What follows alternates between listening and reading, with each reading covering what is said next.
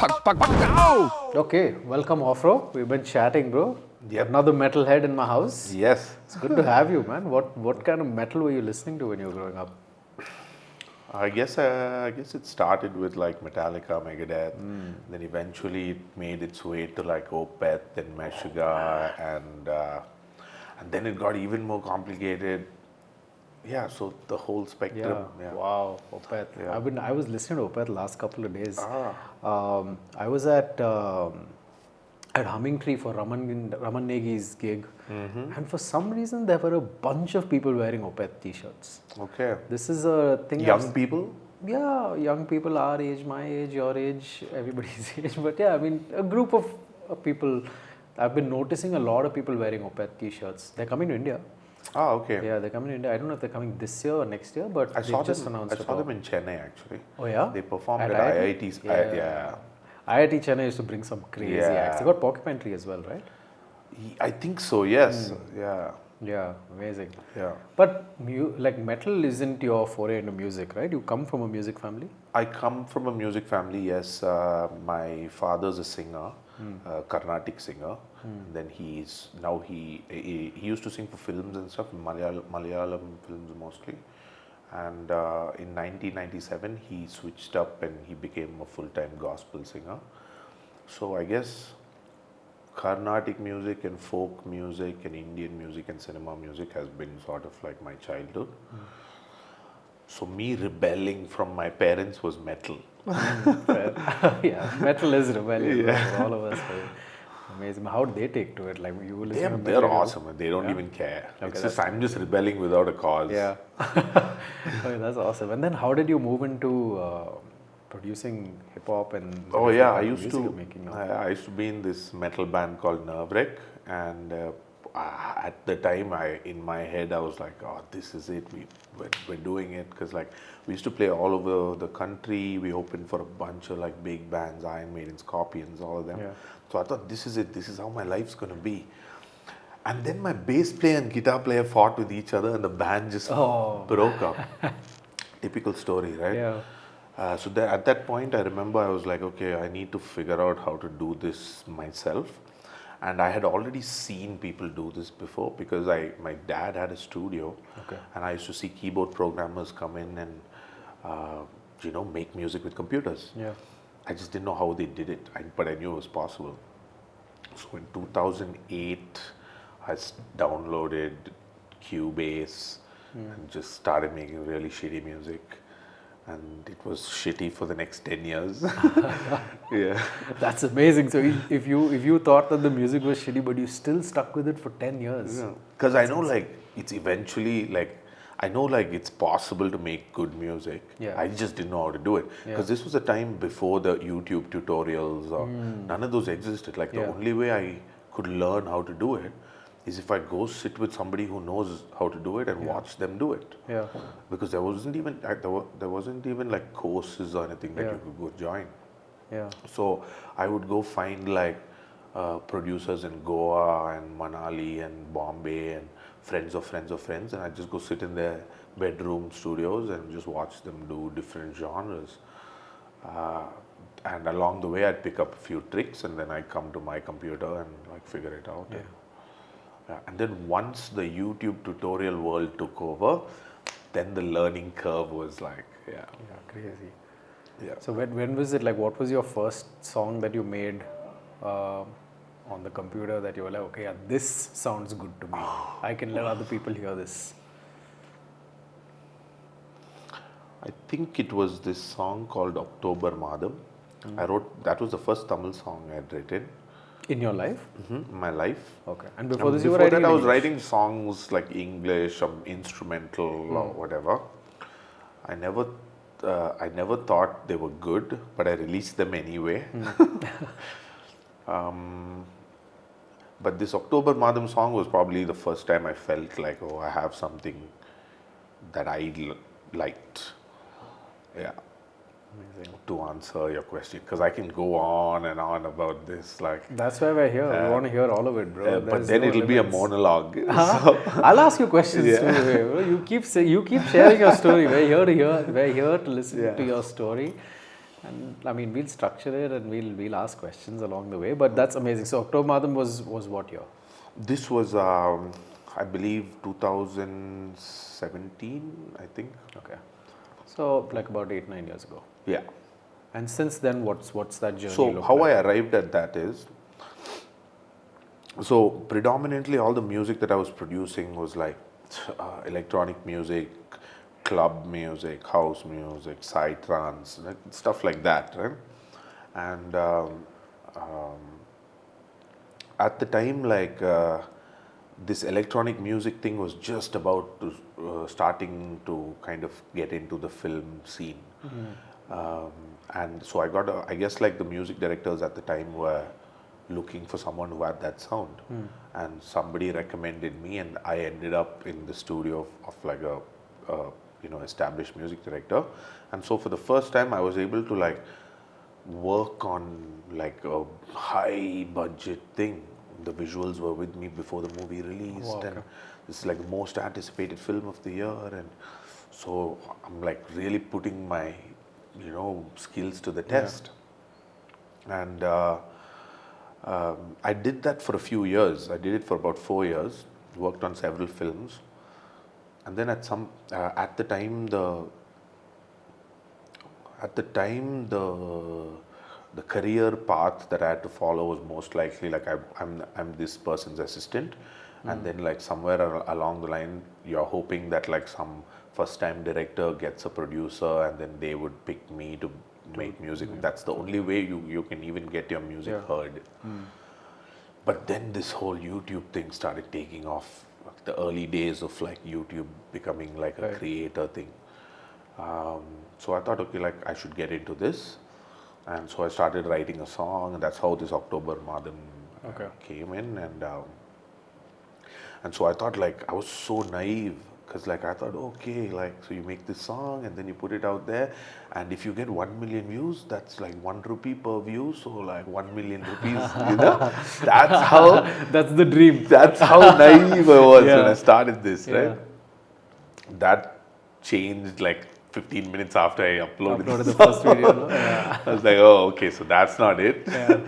But what that did was it made me go back to the drawing board and kind of like think of product design once more, and understand from like an audience perspective how to like how to design this product. And that's where like I started figuring out that like culture was to me, culture started becoming the marketing vehicle for each song. I realized that all the songs that I like myself are the ones that I know lore behind, right? Yeah, you know the sort of I know the subculture, story. I know the story, I know all of those things. So then I realized, okay, I need to make songs that have not just storytelling, but something that has a backstory. And that led me to make a hip hop album called Terukural. Okay. And then from there, just the whole thing opened up. Okay. Because basically I saw it connect at that point, and I doubled down on it, and I started working with a bunch of different artists. Then. And then, is that when you started Atti Culture? Atti Culture, I started in 2020. In 2019, I started Atti Culture. Okay. And when did Terukural come out? When did what come out? Terukural, the album. Terukural came out in we started working on it end of 2017. We finished working on it about a year in, and 2018 is when Terukural released. Okay. And then 2019, I started my work with my second artist, Asal Kolar, and my director, who was also my partner in Atti Culture, he and I decided like, okay, this time around we're going to like formalize this and do it like a label or a production house. That's how Atti Culture came into it. Yeah. So Atti Culture is effectively now your label, and you work with a bunch of different artists. Yep. You were telling me about the Atti Producer League and the Atti Rap Yes. League. How did that come about? What's happening there? And The tell me more about that. Yeah, like over time with all these songs that we've released, like we've created a community around myself and the artists and Atti culture and all that. There's like a strong community of rappers and producers and even the audience who are like really. And these are people from across Tamil Nadu. They're not just They're across Chennai-based? Tamil Nadu and across Tamil diaspora. Okay. So Malaysia, Canada, UK, Germany, France, like Yeah. Switzerland, that type. Yeah. So They're I wanted to like find a way. Around last year is when I thought, okay, like I need to like engage because I keep getting DMs like, bro, I want to make a song with you. Bro, I have lyrics. Or bro, I want to sing. Or I made some beats. Check out. Give me feedback. Like this, and I never respond to anyone for years. So then I thought, okay, I should probably like start engaging. And so this competition idea came in there. And the last time we did it, it had a great lot of people submitted for this. It was like so. Then this time around, I formalized it and I made a whole website and this and that. Great. And so now, hopefully, we're building a stronger community. That's really cool, man. So what's like the vision with this is to just discover new artists, work with them, groom them, and effectively then make the next wave of Tamil producers and artists. Is that the vision? Yep, that's the idea. Because like my biggest advantage is like artists seek me out. I used to go look for them. I don't go look for them anymore because they come looking for me. Yeah. And I only need to like sort of filter through the clutter. That's it. Yeah. And so this helps me filter through the clutter. Okay. So I get like hundreds of like submissions. Yeah. You can sort of instantly know who's got it, who doesn't, who needs more work. Yeah. And also there's this voting system, which is interesting because like These are fans voting. fans or the communities, extended community is like voting. For example, last time I did this rap competition and the finalists were there were 3 finalists and the guy who won is this most unassuming character, but he won because everybody unanimously agreed that he was the best one. Okay. If it was up to me to make that decision, I don't know if I would have decided that. I may have picked someone else or what, I don't know. So for me also, this has been such a learning curve that like I'm able to see that like there's like here's an artist that the people love. Yeah. And so then I missed something that the people did not miss. Yeah, they saw. Yeah. So it's sort of like a second opinion for me. Like, Yeah. So it sort of helps me find That's more really artists. interesting. Yeah. That's a really cool way of figuring out what the people want. It's like an A&R tool, basically. Yeah. Like live A&R Yeah. by the audience. That's amazing, man. Yeah, even the last multiculture, so we call this thing multiculture, where we bring out all these winners and we do a little thing with them. So the winners from the last multiculture was the producers was this band called Foxin. And have you heard the song Chicka Chicka Ma, Chicka Ticka Chicka Ma, Vengayo, you know Vengayo? Yeah, they produce those songs. Okay. So it's kind of nice to see like the rappers who won last time, who were featured and things like that, they've all gone on to make like music videos and they've become like bigger than they were last year. So it's kind of turning into like a launch pad. Yeah, Channel V launch pad that we Yeah. said back in the younger days, right? Amazing. Yeah. Yeah, so yeah, it's just this whole thing is improvised. It's happening As you on the go. it's Yeah, getting built up. That's figuring amazing. it I think that's the best way to build it up, right? Yeah. Because we go in with a vision and then you're really strict about it and and it's almost never what you think never it what is. you want to Yeah. build into. Yeah, that's fair. That makes a lot of sense, and that's actually really amazing to hear. So what are like the bigger sort of trends? Okay, I was telling you earlier that I have an opinion, and this is an opinion, so I could be right, I could be wrong, but I feel that the next big wave of what's going to happen in the Indian music scene is going to come out of Tamil Nadu. Oh, interesting. Now, that is my opinion, and but I want to hear from you, like, where do you see this? Like, what is the sort of broader strokes of the Tamil indie scene? That's really what I'm most curious about. Because my opinion is based off of just some of the things that I'm seeing bubbling under what you're doing with Atti Culture, what Galouti's done, Asal Kolar, Pal, Sarah Black. Like, there are some names starting to pop up into the mainstream, and that is generally because that is how I would view trends if I was still working at YouTube, right? This is how I would view the trend. And now that the trend is there, I formed this opinion, but I'd love to hear what do you think of this? I guess, so the newest artist that I've signed to Atti Culture, he's 12 years old. Okay. I think that's the trend. Because like it's really funny because like when I sit with him and I talk to him, I'm trying to understand where is his mind at. And he writes also? He writes and sings. Okay. Child. Yeah. His mother he comes with his mom or his brother type, And so I'm trying to get into his head and understand where he's at. Yeah. And you know what he told me? He told me, I was like, what kind of music do you listen to? He's like, I listen to King Von. I was like, who? I know who King Von is. Yeah. He's like, yeah, King Von. I was like, okay, why do you like King Von? Because, he fights, he stands up for his gang. I was like, isn't King Von that guy who just died? He's like, yeah, they shot him. I was like, oh, why did they shoot him? Oh, because he did something to some girlfriend of some guy from some other gang. I was like, okay. And so they killed him? He's like, yeah. And he's your hero? He's like, yeah. I was like, okay. But it's like because I'm working with like that age group and also the 18 to 22 and also the 25 and above, I can see the difference in mindset with each character, Yeah.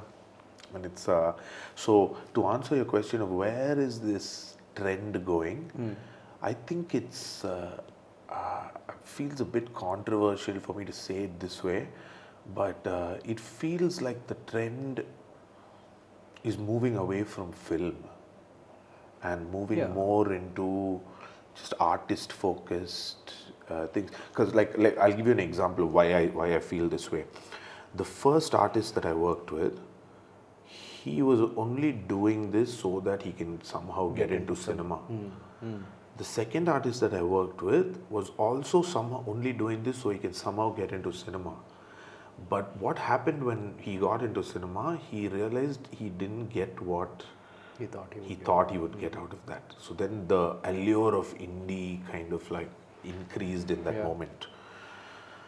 By the third artist that I got to, but the third artist not interested in cinema only. Now my fourth, fifth artist, none of them care about getting into cinema or singing on a movie or anything. Like they would do it as like sort of a bucket list thingy, but they are all like very focused on building their own personal brand, and they know like independent music is like a great way to build that brand. But what about then the infrastructure? See, like I agree with you on the trend, right? The trend is definitely there by seeing also, I mean, like Anil is launching his own label, Think as Think Indie. So on the label side and that sort of marketing support, you have some amount of infrastructure. My understanding is that outside of the state, there isn't too much support for Tamil music. Yeah. In the rest of the country, I would say, but maybe in diaspora, of course, there is.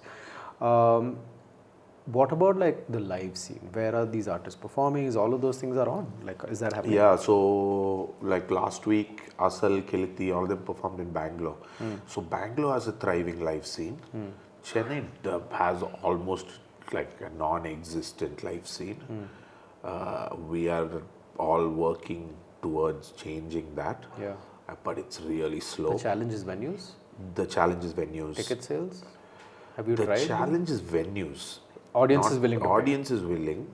The challenge is just venues. It's a very grassroots level problem, right? Yes, yes. And few years ago, the problem was like venues won't play Tamil music. Venues will only play Hindi music or English music. Okay, that's interesting. And then that kind of changed slowly into venues. Now it's, now the venues that I thought will never play Tamil music have like almost every day they play Tamil music now. So I feel like, that change has occurred. The sound of Tamil music also has Yes. changed to a level where it's cool, I would assume Correct, now. correct. And that's very important. I think when an audience starts looking at what people within their culture, what sort of the flag bearers of the culture in many ways for music, music is obviously one of the many things. When that happens, I think then the audience really gets with it. Yes. I'm a great example of that myself, right? I told you I grew up listening to rock and metal. I grew up in Bangalore as a Punjabi. Yeah. So, and obviously, like, being different, then kids make fun of you for being Punjabi. So I always used to reject my Punjabiness, Right, except in my house and Yeah. on my plate. Of course, I love Punjabi food. But over time, when Punjabi music started becoming cool again, it's always been cool in my opinion, but when it started breaking outside of the Punjabi, Punjabi people, and that's when I started accepting it. And I started wearing it with pride. I'm like, yeah, of course I'm Punjabi. I love this stuff. We're so cool. Look at all of us, right? And I think that's exactly what is the trend that I'm starting to spot within the audience as well. And artists obviously carrying that with a lot of pride now. Yes. I would be really interested, and I agree, like, with Asal and a lot of artists have actually very recently, the last couple of months, I've seen a lot of them come to Bangalore and perform. But very, very interesting that even Chennai doesn't have a live scene. So I would assume that for the rest of Tamil Nadu and the other towns and cities, it's probably even harder, right? Yeah. Is there a thriving college circuit that artists can perform at? There is a college circuit. And so every season, like every time there's like a college event, there'll be like a bunch of super singer type characters. You know what super singer is? Yeah. So like those type of singers will be there, and then there'll be some rappers. There'll be some celebrity actor type something. So it's still not like a music event. It's more like a cultural event. I think it's important to have a music event. Yeah. Especially when we come out to Bangalore and we see people like, or even in Kerala, people like loving their artists, just the music. Like when I performed in Bangalore many years ago in Humming Tree, nobody knew who we were. They heard that we were performing, and they went, researched us, learned our song, and came to our gig. Came to check it out, Which was so crazy. That would never happen in Chennai. Someone who won't, I don't think that exists. That curiosity of like, oh, here is a new artist. Let me like go just wing it. Maybe it'll be fun. That is That actually then makes me wonder about two things, right? One is, if there's a lacking live scene and we know that streaming doesn't pay, or doesn't pay enough, basically, how are artists sustaining themselves? They're still doing like brand deals and these type of those like type of gigs? They'll do live shows, they'll do shows in like Europe and Canada and like that diaspora circuit. And then like Bangalore, probably Kerala is the only other state. That's it. Definitely not like anything, something north of Karnataka. Maybe Goa sometimes. Really? No. No. I thought about it for a second and I was like, no. That could be a hard one to sell, right? Like Goa. There's like, I know there's like some Tamil artist who performed at this reggae sunsplash, stuff like that. Okay. Yeah, that could be a cool one. Like if they're in that zone and vibe, it could be a cool fit. The second half of my question was then, how can this, in your opinion, be changed, right? Let's assume a lacking government support on infrastructure. Let's assume a lacking like corporate support as well, right? So obviously your larger platforms, DSPs, these guys aren't going to be investing. Let's make these assumptions. How can, in your opinion, just the community of artist fans and say people like yourself or even somebody like me, right? Like I'm talking about music culture on the internet. How can we all possibly come together and change that where artists, where a venue like in Bangalore, we have this venue called The Raft. I think it's like 150 or 200 pack sort of a venue, right? How can a venue like that open up and sustain, finding artists and more importantly, get an audience to pay a ticket fee? Do you think that is going to happen? I think it is going to happen because I have some friends, Vijay Narayan, even Sarah Black, and all of them. Right? They do these these club kind of gigs. And of late, I've been noticing that a lot of people turn up to these things. Okay. That was never the case before. Before it would be like,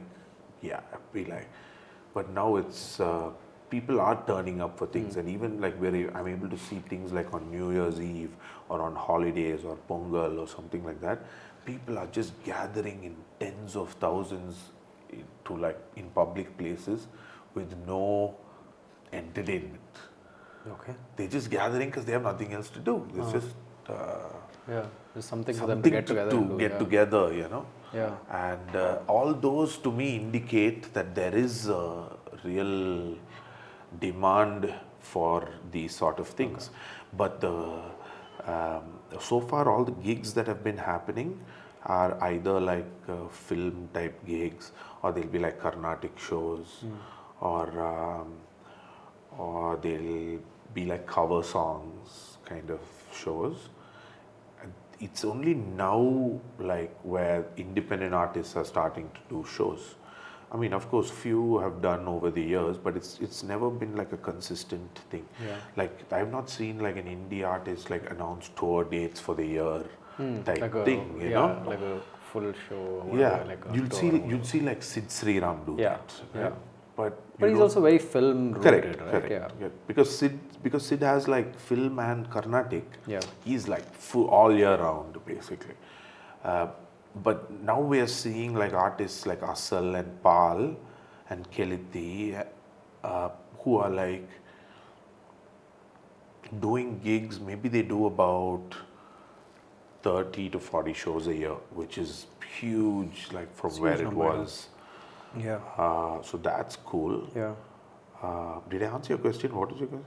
Yeah, I mean, my question was like, how can we sort of all come together? I think so. To fix this is why I started this multicultural concept, so that I can like start bridging these gaps. Like last year we had like some sponsorship from TVS. This year we're doing it again, and we're in talks with people to like get sponsors. Basically try to scale this up more and more. Yeah. And like I know many people are like interested in coming and joining me, and because everybody watches from the sidelines what I'm doing with artists and with culture and putting people on the mainstream and stuff like that. So people reach out to me all the time saying, how can I help? How can I help? I can do this, I can talk to these people, so I just think it's like now finally the time has come for me to like put together something like, because this entire time it's been a bit of a struggle because I got to like balance my whole career plans and everything and then also do this, and so here we are, like I believe 26 this year there'll be like some big changes. Yeah, I would also like to believe so, man. I think like it's time that we start seeing a lot more indie names start popping up from the south as well, and I think Tamil Nadu has a great opportunity to lead that. I think we'll break now for starters, and then we'll come back. I want to talk to you when we come back. I want to talk to you more about your creative process. Yeah. And also how you've developed your sound, man. It's really cool. Yeah. Let's get into it. Excited. Cool. Let's get some starters. Yeah. Let's go. Okay, cool. So you got starters. You got Galouti Kebab, which is made by my friend Abhijit, as I told you. It's my favorite. The only thing I did on this is the onions. Excellent. But we'll have a lot more to go from here. So let's go for it, bro. And I'm so hungry. Let's go. There's a lot more, okay? So if you want more, let me know. We'll have it brought out. Wow, this Galouti Kebab, I'll tell you a story about Galouti Kebab. I don't know if you know about it, but apparently, and I don't know how true this is, Galouti Kebab was originated in Lucknow. And how it came about is, and guys, this might be completely wrong also. No, but this is what I heard. I will validate the fact because I went on a food tour in Lucknow. Okay, interesting. So apparently there was this king and he was really old and he couldn't chew. So he told all his countrymen, whoever brings me the best food is going to win something or whatever. He had his own version of a rap competition. So the guy who made this, he used papaya to tenderize mutton. And I believe he was one-handed also. No, that is tunde kebab. So the guy who came up with tunde means basically somebody with some type of physical disability. Okay. Or like basically his hand was like this. So the reason why tunde kebab is also the shape that it is because that guy couldn't shape it into a proper kebab. So you see, tunde kebab is a little bit odd shaped. Okay. So that is the story of I mean, what you're saying is true about Galouti. But they're two different. Yeah. Okay. The two stories are mixed up. Okay. But yeah, the first half about Galouti is true. Yeah, it is the right story. So I went on a cross country road trip, bro. Solo road trip. Okay. And as part of that road trip, I spent one night in Lucknow. Okay. And I only had time to do a food tour. So I signed up for one of these planned food tours. It's good. Oh, this is amazing. Very awesome. I'm glad to hear that. I'm sure we will also be glad to hear that. Peak. Oh my God. Yeah. Yes, so you went on a food tour? And I happened to be the only person who signed up that day. So I happened to be the only person that day. Okay. So it was just me and the guide. This guy called Cyrus. So he took me everywhere and he told me all the stories. He took me to Tunde. He took me to eat, what is the biryani called, bro? I'm drawing a blank. Wow, it's there in my mind. Something with I. Idris biryani. Then we went and ate different types of kebabs in a different place. We went like 6 or 7 different places. And at the end of it, he was like, okay, so what is your plan for tomorrow? I said, I'm driving off to Siliguri. I'm going to Sikkim from there. And he's like, oh, is it only one day in Lucknow? I said, yeah. Then he took me in his car and we went for a full Lucknow tour. Wow. So in like 3 hours, he showed me all the food spots and he showed me all of the tourist spots. And it was a great trip. Wow. I've never been. Oh man, you should go, bro. If you like food and if you like kebabs. I've heard, yeah. Man. That's like the kebab spot, huh? Yeah. But Chennai also has some great food, no? Yeah. Chennai's got great food. Yeah. What kind of like food do you like eating? Do you cook? I cook, yes, but recreationally. Only when I'm like absolutely like bored. I cook like chicken curry and sometimes I make cookies and things like that. Nice. But like there's some good Chennai spots. Like one of my favorite new spots that I found is this restaurant called Phirni. Okay. It's like some kind of fusion food. It's like the type of food that arrives on your plate and you don't know what it's going to taste like. Because I know what this tastes like. That looks weird. It doesn't look like food. Then you put it in your mouth and it completely something else. Okay. It's that type of food. Yeah, so that was very nice. That's very skilled food. Yeah, that's high level. Yeah, it's very impressive. I like that. And then there's this other spot in Chennai called Dal Makhani, which is basically like kebab street. It's all beef. Amazing.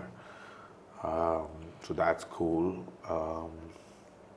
There's so many great veg options. Yeah.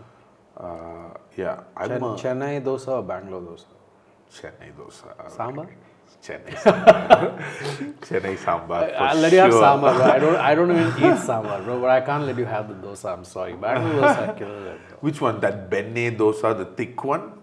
All types, bro. You know how many, like, there are so many varieties of dosa here in Bangalore, bro. I guess I don't have a problem with the dosas as much as I have with the sambar. Yeah, fair. That sambar is like kind of Sweet weird. breakfast sambar, right? Yeah. Yeah, it's not for everyone. 100%. Especially when it comes with the vada. Yeah. It's like You can't eat vada with sambar, bro. In my opinion, vada has to be eaten with chutney. it's literally sambar vada. I don't like it. I like only vada with sambar, with chutney, bro. But like sambar. speaking of, I think like the greatest breakfast food in the world is pongal.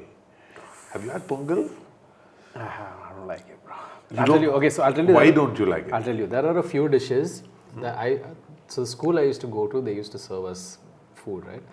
There were a few dishes that they could just never get right. Pongal, bisibelebath, Yeah. and curd rice. So curd rice, luckily, because my mom used to make curd rice at home, and that used to be delicious. So I like curd rice. Okay. But my school curd rice, something would always be wrong with it. So I used to initially hate that also. But bisibelebath and pongal, for some reason, I just cannot bring myself to eat it, bro. But the only reason I don't like it, like you go straight back to bed after that. After pongal? Yeah. So you wake up, eat pongal, and go back to sleep, basically. Yeah. So I save it for like when I go travel, I'm outside of the country for like a month. I've not eaten Indian food in like a while. I come back, the first breakfast will be this solid pongal. Yeah. And then go to sleep. Okay, fair. Yeah, for me it's idli, bro. For me, my favorite breakfast item is idli, without a doubt. Yeah. Yeah. You can eat so many idlis, bro, and you can eat a lot and still not like. India has great, like, is it India that has great breakfast options or is it South India with great breakfast options? I would say South India, bro. North India, I mean, poha is there, and then like in Punjab you have the parathas and stuff like that. I actually don't even know too many North Indian breakfast options. There's like dalia, which is like porridge. Yeah. What else is that? So, yeah, Let us so know in the notes- comments, guys. But what are some breakfast options in North India? But idli, dosa, vada. Sorry, pongal. but yeah, idli, dosa, and vada is the same. Yeah, vada for sure. Vada every is, day. for me, vada is probably up there with pongal. yeah. It's pongal and vada, the Yeah, combination. the combo, right? Yeah, fair. Yeah. That's the scene, man, for sure. Nice. But again, props to the chef. Brilliant galouti. Yeah. And getting galouti kebab right is quite challenging. Yeah. He had very little time also. He only showed up at like 6:30. But he's done a great job. He's damn good, dude. He's really good, this guy. I enjoy having him cook for us and help me out in the kitchen. He's. Wait, are we going off on some wrong tangent? No, why? No, this is it, right? I mean, this is a very important tangent, bro. Excellent. Because I was wondering, do you have this guy every day or? No. He only comes when we're shooting. Otherwise, every day I cook myself, bro. Oh, That is like my practice time. Okay. What do you cook like on a daily? For myself, daily, I eat like very weighed meals. All my meals are weighed and put together. Okay. So I eat like the same thing more or less. So like a chicken breast and salad and stuff like that. 150 grams of chicken per meal, with some carb portion for lunch and a salad, Okay. and chicken and salad for dinner. But that's where I keep experimenting and trying out. For me, it's more of like getting the skills right, like knife skills, Right. experimenting with different cooking techniques. So that's how I just being in the kitchen. I feel generally practicing it helps. Yeah. So yeah, but actually that's a good way to come to my next question, right? Like, so you told me that you started off playing keys with Nervewreck, and then you figure out how to make music with a computer and keyboard. How do you keep yourself updated? Or keep practicing and keep getting better? Do you have like a process that you do it?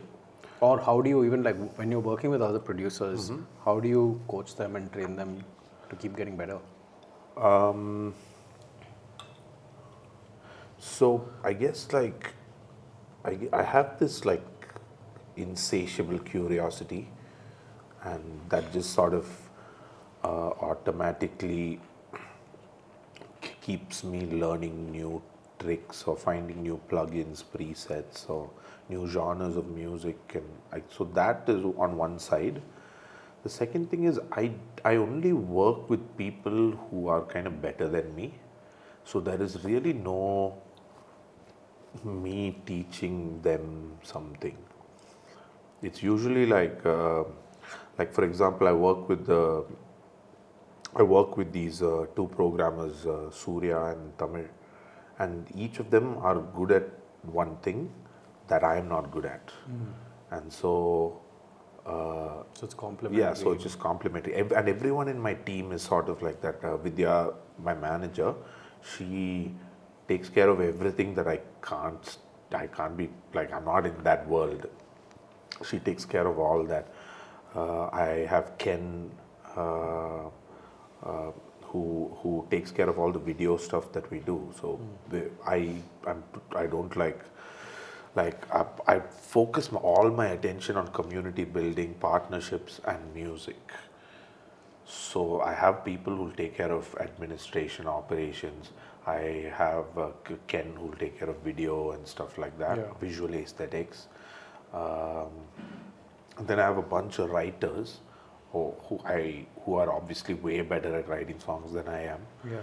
So I guess I have like a knack to identify what each person is good at and passionate about, and kind of bring them all together to build make the this output. Yeah, that's actually, I mean, that in itself is a great skill, right? Like this team. I'm in actually in the thick of actually in that team building thing right now, right? Like I was telling you, so up until this point, even today, even till to date, I don't even look at the viewfinder. I don't know what the frames are looking like. Like you saw, we just chill and magically I come and sit at the table and have this conversation, and the content is great, right? And that's how it works with the team. Nandu and Vijay and Ravi. So these guys manage all of it, and then I'm slowly also starting to bring on other people into the team to take care of other aspects. Correct. So it's actually pretty interesting to then hear that from you and see that.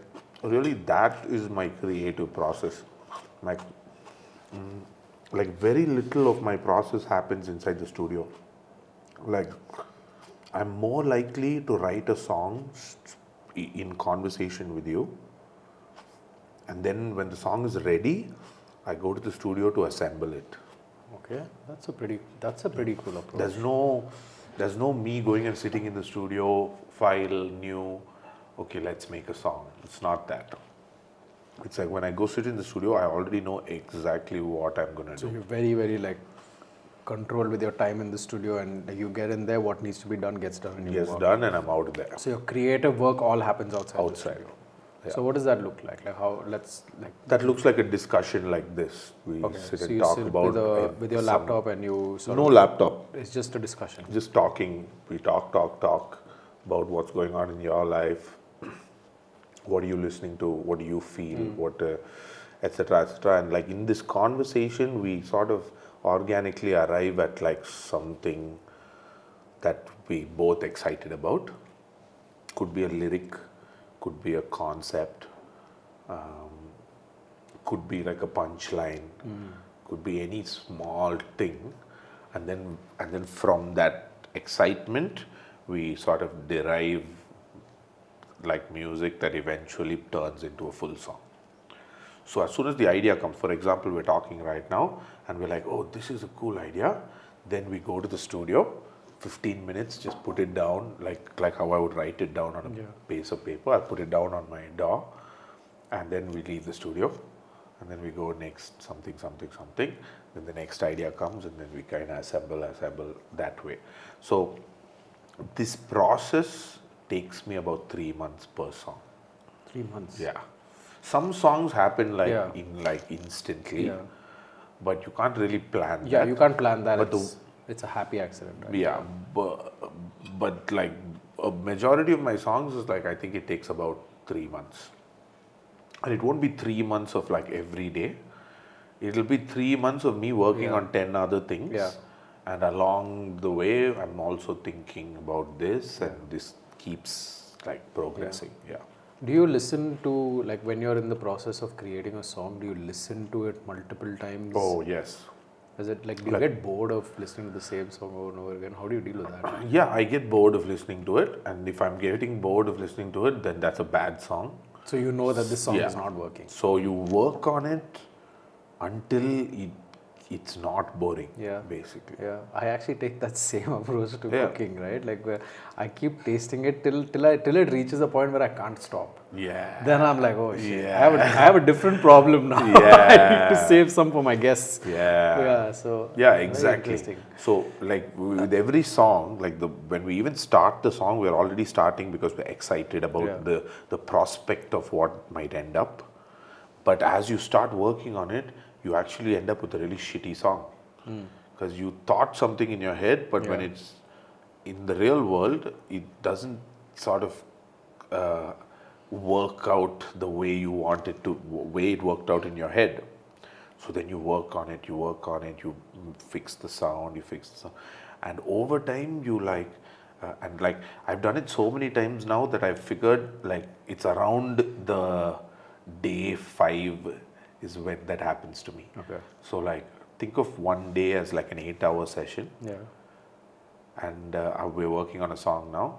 I spent 8 hours, I hate it.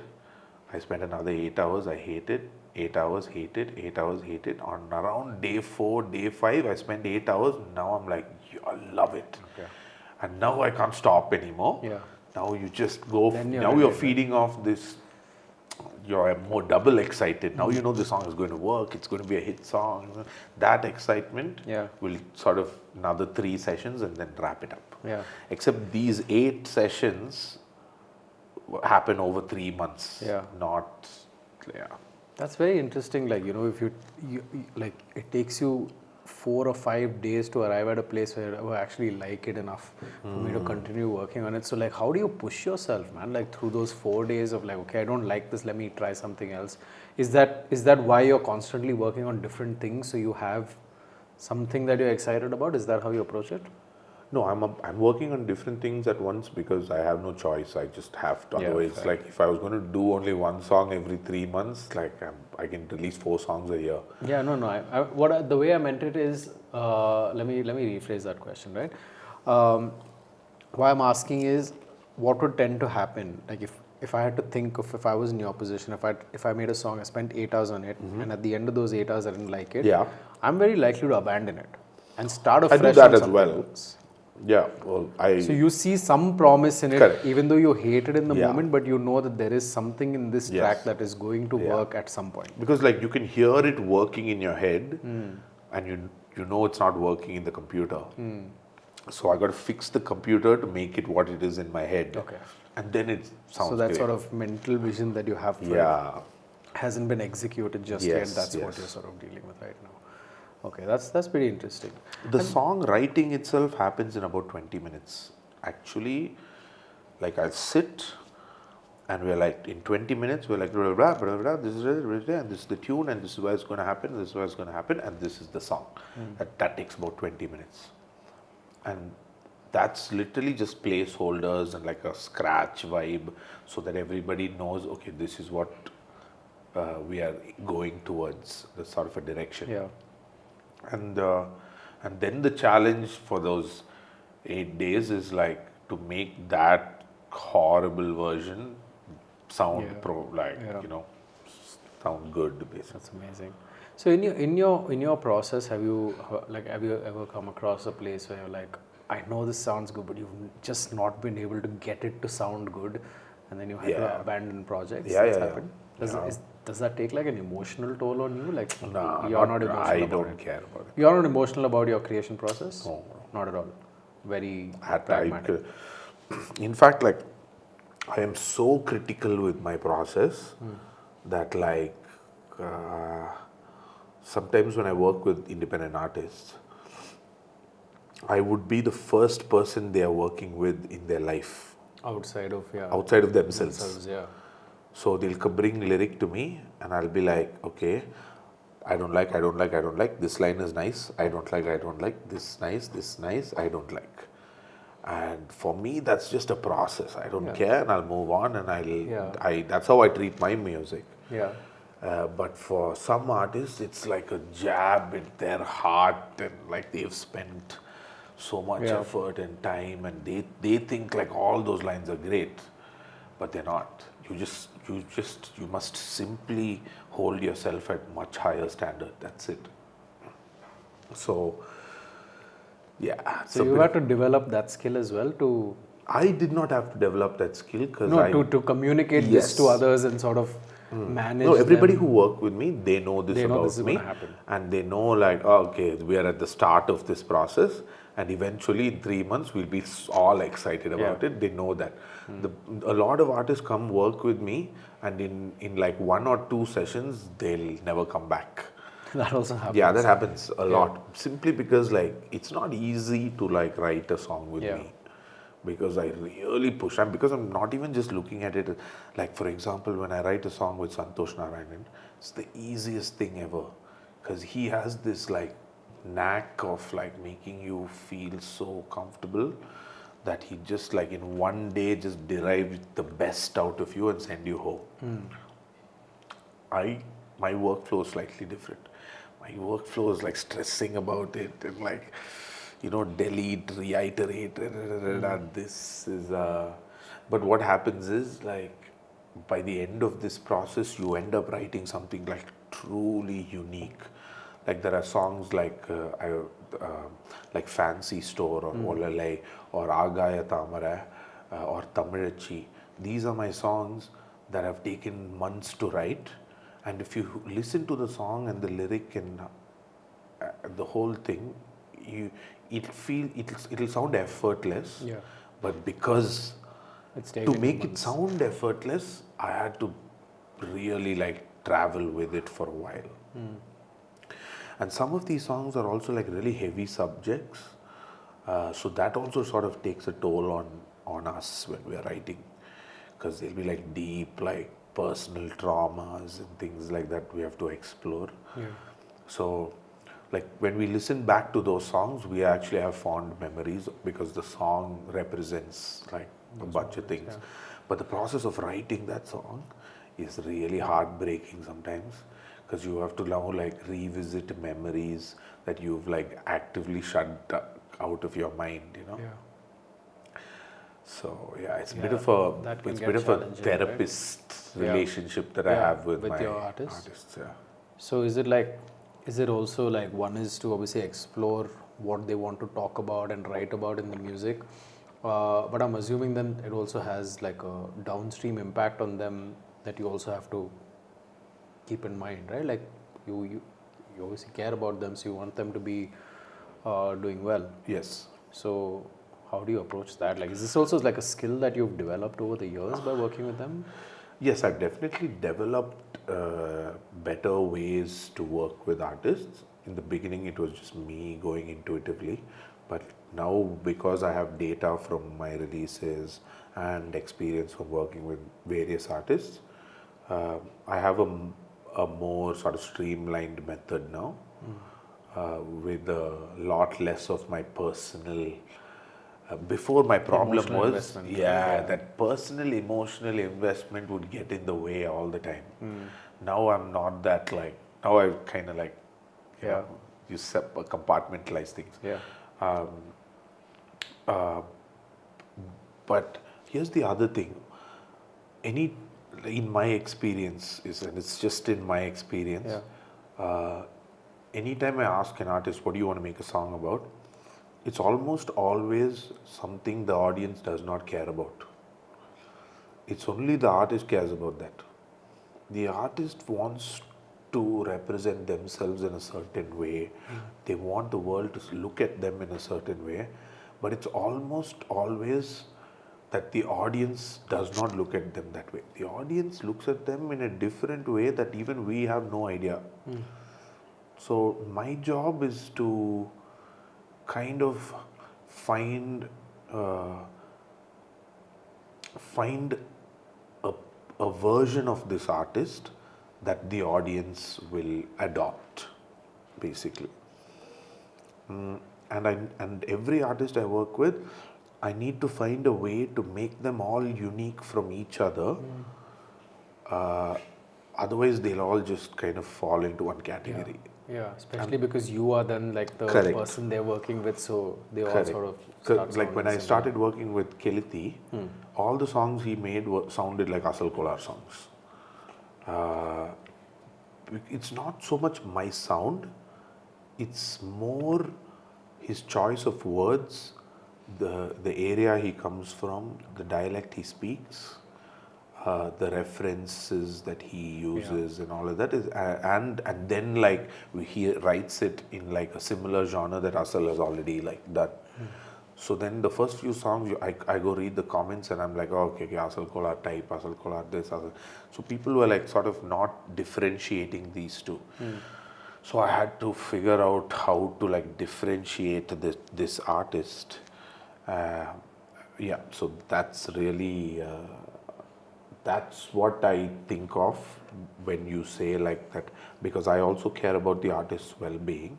The artist will only be well if like they create an identity for themselves and they are able to own that. If I turned everybody into an Asal Kolar or everybody into an Arive, then there's nothing special about that. Yeah. And so this is where all my metal music helps basically, Yeah. because I've heard all these other music that I'm able to kind of like bring them into hip hop in different Get ways. these different pieces moving Yeah. together. That's actually really interesting. That metal is driving the differentiation in current generation of Tamil indie artists. That's pretty cool. That's actually very interesting to hear, right? Like, so to go from your process as a producer and A&R in every sense of that word, right? So you are effectively a label in and of yourself, right? Yeah. So you're doing scouting, you're discovering artists, you're A&Ring them, you are producing for them, you're helping them with the songwriting process as well, and at the same time you are keeping a marketing lens of how they're being perceived in the external world, how are you differentiating them, and then obviously then with all of the other assets, the music video, the visual identity, all of those things you have a touch point on. Yes. That's amazing, man. That's a lot of work. Right? And then like partnerships with distribution, brand deals, all this stuff. The food wasn't part of the plan. No, but that's a lot of work, right? Yeah. For one person to manage. And I can't do it. I don't do it alone. I have like Of course, you have the team. I have a and you have solid people working team. on everything. That's but obviously it's still being driven by your vision of what has to come out of this set of artists that you're working with and the music that they're working on. All of that is all being driven end to end by you and your vision, right? That's really, really impressive, man. Like kudos to you for building this. Because I mean, it's not one, right? Like it's a multitude of artists that you work with. It's not one hit per artist. It's a multitude hits per artist that you've managed to build up, and that's really, really very impressive, I would say, man. I mean, I'm here like looking at you like, I know. But honestly, I don't really think about that so much because my plate is like full, like no pun intended. My plate is like full. I'm working on like 10 things at once, and like my brain is like peak ADHD. I'm like all over the place. So often people tell me like, just stop and just enjoy this when you're in it. Because I really don't. I always like find myself like looking back years later and being like, oh yeah, that was pretty cool, huh? Because you're so like you're in the middle of it, like the chaos is like real, right? And like this industry is also kind of weird because like you can like you leave your house and like somebody recognizes you on the street and they take photos with you, hype you up. 5 minutes later, someone's shutting you down. You get like and then someone's like, comments, praising you. And then 10 minutes later, someone is telling you like you're not it. So it's like just up and down, up and down, up and down. Like, how do you deal with that, man? Like, I mean, as somebody who's out there, and this is me asking you from a preemptive lens, right? For me, this is very new. Being out there, being out on YouTube and being out on social media, etc. Fortunately, so far, the comments and everything that we've received are very positive, which in my mind is actually not that great a sign, which means that we've not broken out. But it'll happen. Yeah. So how do you deal with that? Like if mean you had to give backlash? me an advice, if you had to give me some advice in terms of, okay, when this happens and it will happen, how do you deal with it? How do you coach Just your turn off artists? your phone. Yeah. Just turn You off. mean are you asking me how would I deal with it if there was some backlash? No, so how do you deal with the emotional aspect? Right? Obviously, when you get backlash, especially for some creative work that you've done, you've poured yourself into it, your songs are taking 3 months for you to produce. Then there's mixing, mastering, music videos. So it's a 6-month process. No, 3 months. 3 months for the 3 whole months thing. for the Yeah. whole thing. Okay, so it's a 3-month process. Still, 3 months is a considerable amount of time, right? Of your life to put into some creative work that you're putting out into the world for people to listen to, enjoy, and judge. And then some random dude. No, that doesn't bother me so much because like by the time I put it out there, I am super proud of it. Otherwise, I won't even be releasing it. So if you get some hate on it, you ignore it. The hate is the least of my problems. But what about your artists? Do you like talk to them? I don't and think coach even them? they don't care. care. So it's funny because my next artist, who I'm just about to launch in a few weeks, I think this is the first time he's getting this much sort of engagement on his Instagram. Along with that, some few negative comments also came in, and he was so bothered by it. Yeah. It reminded me of like when I saw a negative comment the first time, and I was just, it ruined my whole week. Yeah, You know? yeah, exactly. But like over time, it just happens so much that it doesn't bother you. Yeah, that actually happened to me, man. Like the other day, I put out on YouTube, I put out a shot of some part of the conversation that I was having with Kabir Oaf, right? And I got a comment on it saying, anyone is doing podcasts these days. I wanted to reply to it. I'm like, you understand that there is this artist. You didn't reply, no? No, I didn't. Good. No, I replied saying you also make. But in my mind, I was like, bro, I have 13-year-long corporate career.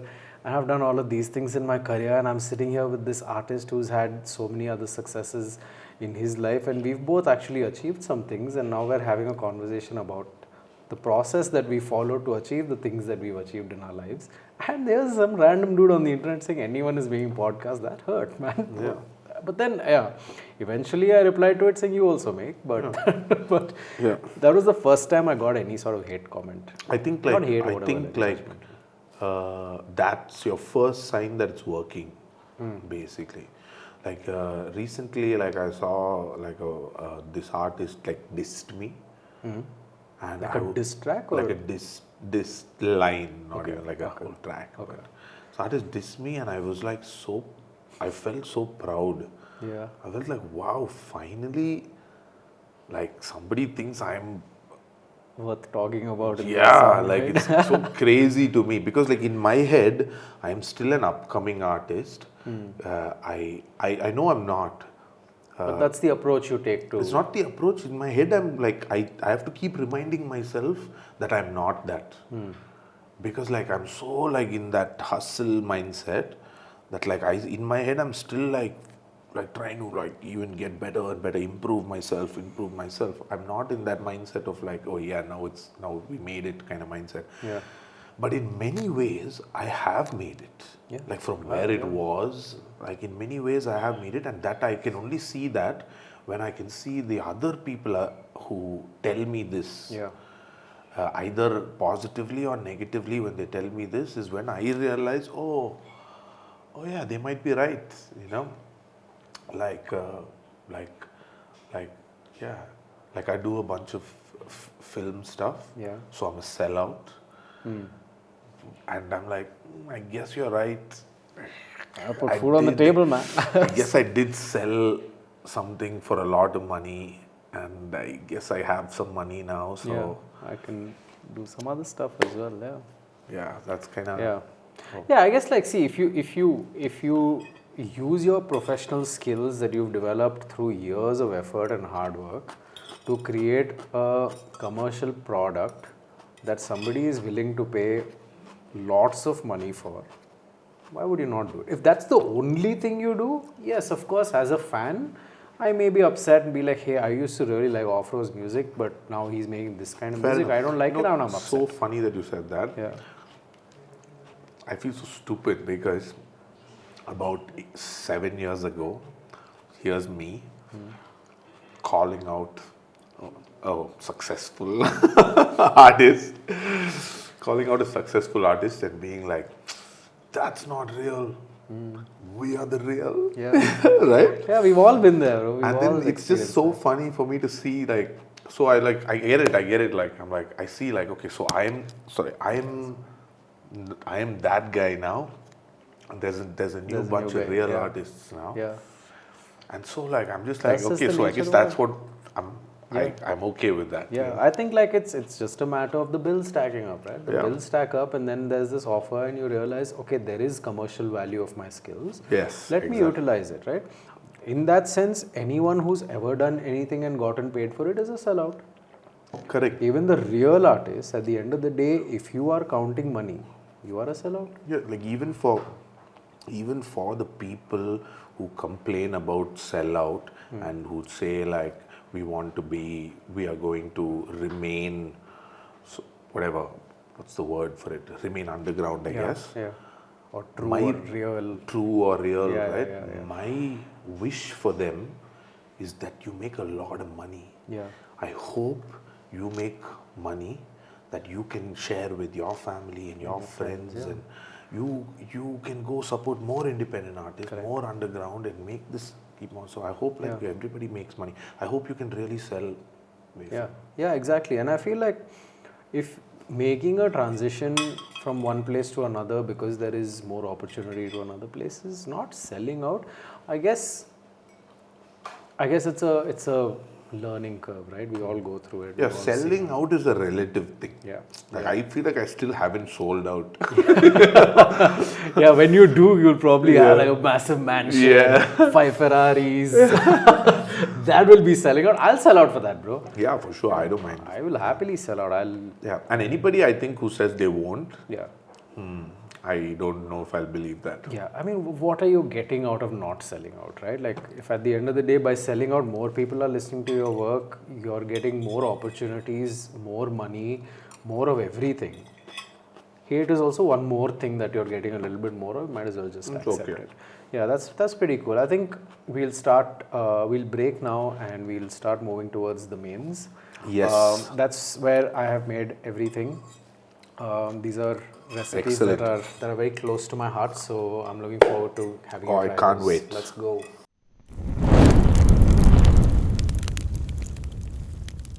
Bro, let's go. Now the mains are out. Let me serve you, bro. So I'll tell you what's what, and then we'll go from there. This is awesome. So this is Dal Makhani. What you see on top is some cream and some ginger. Okay. This is actually something that I have spent a lot of time eating with my family. Okay, so every time we used to go out for dinner, my dad likes to eat only Punjabi food. Okay. So we would go out, we would get dal makhani, and we would get butter chicken, obviously, right? But over time, what ended up happening is everybody started getting bored of butter chicken. So the restaurant that we used to go often when I was a kid, they had this dish on the menu, and we used to order this as a replacement for butter chicken. This is called Chicken Rahra. So it's chicken like what? Rahra. So how do you spell Rahra. that? R-A-D-A? You could say R-A-D-A, R-A-H-R-A, R-A-R-H-A. Okay, got it. So this is basically like everything's roasted, bro. So first you roast the spices, then you grind it, then you roast onions, and then you roast tomatoes, and then the masala, and chicken, and then you add the keema, and then all of it is roasted together till the oil separates. So yeah, it's a pretty deep and intense flavor, bro. So it smells intense, guys. I hope you enjoy it. And we obviously have a salad and a lacha paratha and some rice to go with it. Insane. Let's go. Okay, I'm just gonna get some salad. Yeah, for sure. Can we ask Biswajit to get the sirke wale pyaz, the onion?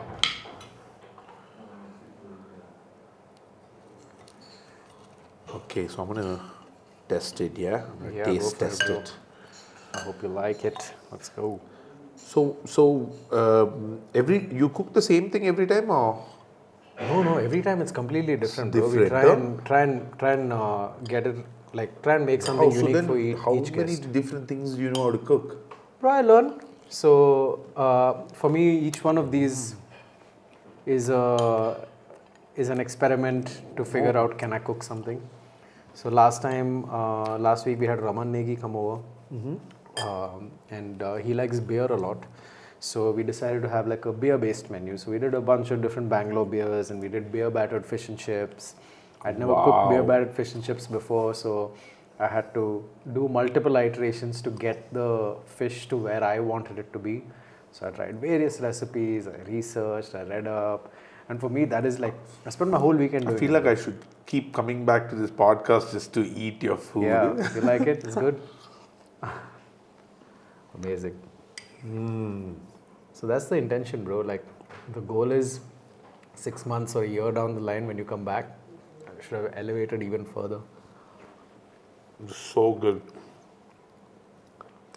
I do find this podcast very interesting. Thank you. In that, like, Here's some pickle, bro. My mom made this pickle. And here are some thank you, onions, Auntie, bro. for this pickle. Yeah, this is an interesting podcast because it's like it's creator facing, right? I think when you're done releasing your next, maybe how many episodes did you say you're through released now? We've released 6 episodes.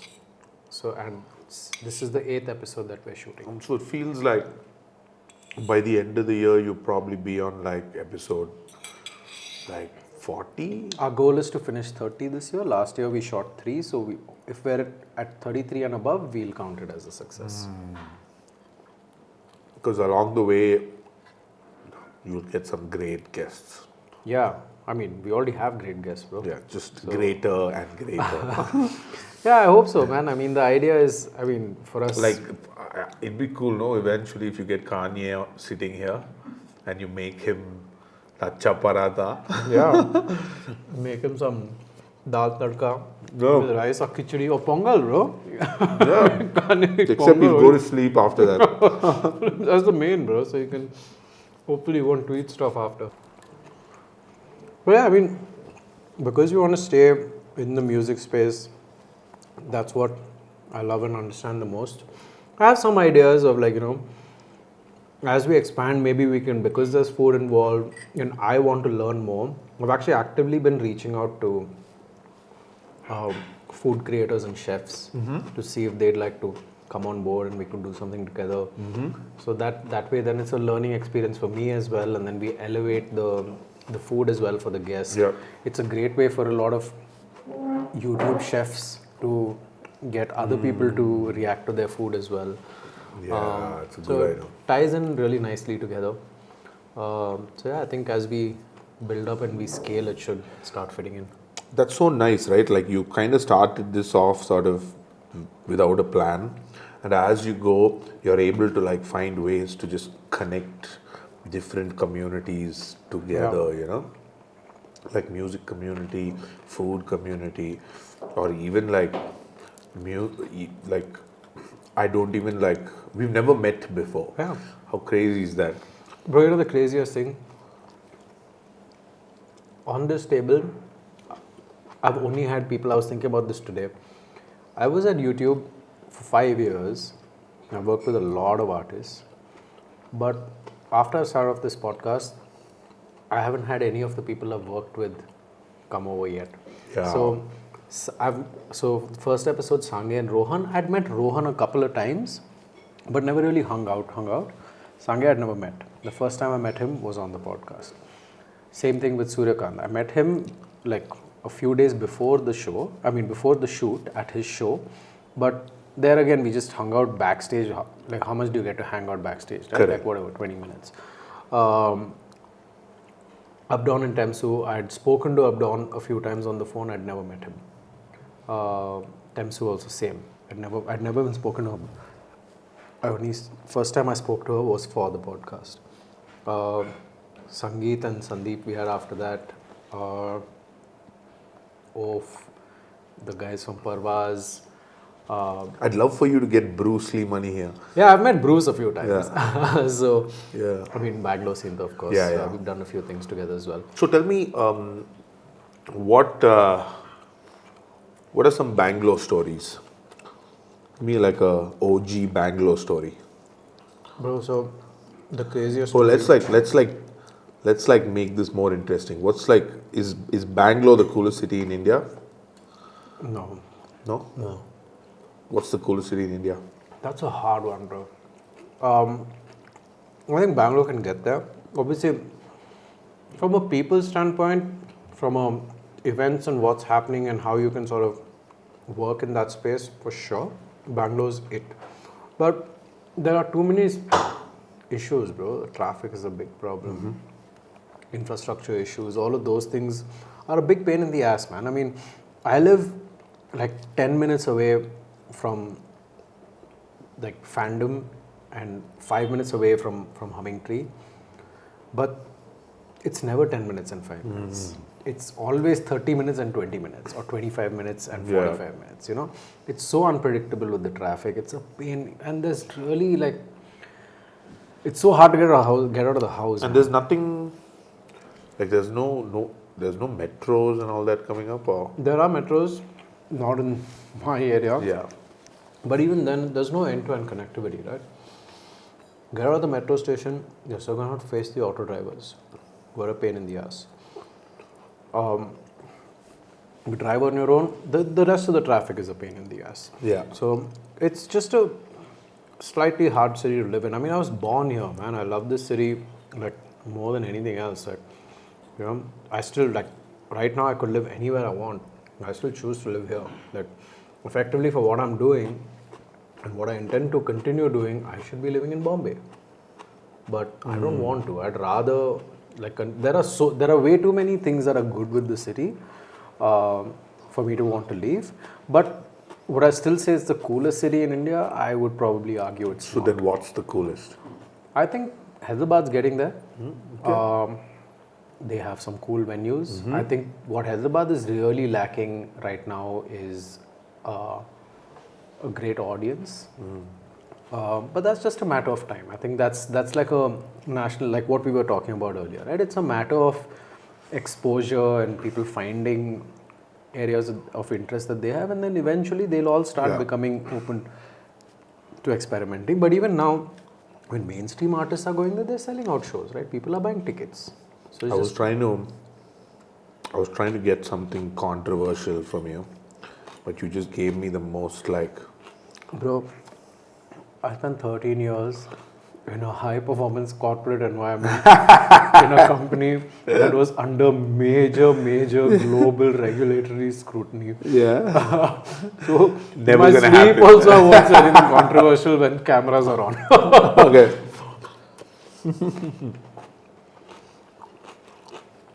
Yeah, so and I was Do telling you you, watch bro, any Kannada movies? I have watched a few. Do I go out actively seeking them? No. Why is But that? I actually don't watch movies at all. At all? Yeah, Not like any movie. nothing. I don't have the attention span. Okay. I struggle with that. Yeah, I know many Yeah. people that. Yeah. So before OTT, like now with OTT, I can break it down and I can watch it. You know, I'll pick a movie, I'll start it on Friday night, by Sunday evening, I'll finish it. Unless then, you know, if we're watching it as a group of friends or whatever, you know, chilling and eating some popcorn, Just watching not, a movie. you're not like actively seeking Yeah, it I'm out. not actively seeking out. But very recently, I think about 2 months ago, one of my friends forced me to watch a couple of Upendra movies. Okay. And that really like opened my mind up, man. Like really? he's got some really cool stuff, you know. Oh, okay. We watched this movie called Uppi, which I think is one of his first movies. No, I think it's one of his later movies, but he's done Uppi 1 and Uppi 2 as well. Okay. But that movie is so cool, dude. Like he's basically, through his own behavior, through his character, he's sort of attacking different societal norms and those kind of things. But that aside, the direction of the film, the art direction, the fashion, bro, his fashion back then is what people are wearing today. Oh, okay. You know, it's like he's so far ahead of his time. I, It's crazy. you know, forgive me, people of the internet. I did not know who Upendra was until I watched Coolie. Coolie is this Rajini movie. Yeah. Yeah. And then I was like, okay, cool. So there's another star. Upendra, I think, is a more of a cult following that he has. He's not fully like mainstream. Oh, is he not? I mean, he is mainstream, but he's not like at a Rajnikant level. You know? Right. Yeah. But I would say would you say he is probably like a Rajnikant level, not in terms of scale, but like in terms of Love. yeah. The depth of fan connection for sure. Yeah, okay. You know, Which is why he is in that movie. Because like they possibly. yeah. You'll see a lot of like in Bangalore, right? You'll see so all these Kannada stars have like, bro, you want another roti or some rice? Yeah, Okay. So Kannada stars they mostly have like these public facing titles, you know, power star. Yes, yeah, even in Yeah. Tamil, yeah. Yeah, so Tamil as well, Yeah. right? Yeah. So there's a guy called Darshan, D-Boss. Okay. So in Bangalore, Karnataka, you'll see a lot of like cars, autos, taxis will have D-Boss, Okay. that, or they'll have a photo of Upendra. Some of them will have like, I mean, often you'll see Puneet Rajkumar, Dr. Rajkumar, Shiv Rajkumar, you see all these, but more often than not, you'll see D-Boss and you'll see Upendra. And by looking at that sticker, you will know the kind of person there is and how they're going to behave in traffic, bro. Oh, wow. So if it's a D-Boss sticker, you know that this guy is going to drive erratically. So I know I'm going to get in trouble, okay? But Darshan I think is you're finally going to get No? that. Yeah. But Darshan is like a little bit of a rebellious character. Okay. So his fans are the kind Okay. of people who associate with that kind of stuff, right? Okay. So they are the kind of people who don't give a fuck. They don't want to follow rules and stuff like that. Whereas Upendra is more of a reformist kind of a guy, right? So his fans are more, they're trying to do good. So that's the kind of approach and mentality that they I bring. understand, yes. So you know who you sort of fanboy and fangirl also Yeah. really seeps into your personality. Yeah, absolutely. It's really, really an interesting case study Yeah. to see that. You watch a lot of film? Not as much as people would think I do. I do watch films. Yeah, I do watch films. I watch series. I watch all of that. But I wouldn't say I'm a Buff. Yeah, I'm not. I'm just sort of Tamil films? recreationally. Any film, I'll watch any film. If it is like what I'd like to watch is a bunch of like action, Marvel, superhero, that type of High stuff. I production love. value kind of stuff. Yeah, I love that sort of stuff. But then like the last few years, I've also started to like kind of like like more drama and stuff like that. I used to despise that. But somehow I watched a few Malayalam movies and I'm like, oh my god, these guys are so good. Like, and now I'm on that whole, yeah. Yeah. I was all of last year, 2024 actually. Oh man. There you go. Thank you. Yeah, you're gonna have to. Well, guys, Everybody eats on Pak Pak Pakao. that's how good the food is. Look at me. Thanks, man. No, but I was saying like Malayalam movies, bro. Like 2024, the last half of the last part of the year, that's all I watched. That was one time when I really got into movies. I also feel it's because I got a new sound bar and I feel like I wanted to like explore that. I was being a pain to all my neighbors. Turn the bass up fully and then watch these action movies. And everybody's windows are shaking and stuff. But I spent a lot of time watching Malayalam movies, bro. And I really got into them. Those movies I really enjoyed. Anything like you can remember now? Yeah, I mean Avesham, of course, a crazy one. Avisham's a good one, Avesham yeah. because also like It's Bangalore and all that, connection yeah. and It's very reminiscent, bro. All of us know, a group of And everyone knows one Anna like that. yeah, and everyone knows also in Bangalore, if you studied in Bangalore, right, we go to college in Bangalore, everyone knows a group of Mallu boys who have done all these things. Okay, So, okay. they've come from Kerala and they've lost their shit after coming to Bangalore. Yeah. And you know that group of boys, right? Yeah. So it's very like, shit, I've seen these guys do this before. So that's fun. Echo, EKO. I don't know how you pronounce Too that. I many saw it people have recently. told me to watch it and I Dude, haven't. crazy movie, dude. It's that, it's very much like that, what's that Tamil movie with Koopa Totai? It's a movie about that one guy is looking, his daughter got killed or something, and it's got, bro, he keeps referring to a dustbin. Oh, yeah. What is it called? Maharaja. Maharaja, yeah. It's like that sort of a film, something and all is going on, and in the end you're suddenly like, oh, fuck, it's crazy. Like, it's a really nice film. That's a nice movie as well. That movie I watched as well, yeah. Yeah, that movie made a lot of money. I think it was one of the most successful movies last year. Good movie. Yeah, Maharaja. Yeah. It's basically Old Boy. Have you watched Old Boy? No. It's a Korean movie. Maharaja. No, I haven't watched. The only Korean movie I've seen is Parasite, but I guess that was very basic. I haven't watched that. But I've, off late, Tamil movies I can still watch without subtitles because I can understand, I can follow along. Any Tamil movie that sticks in your mind? Good one, bro. I've seen almost all of Rajni movies. I've seen many. What's the first one that comes to your mind? Endiran.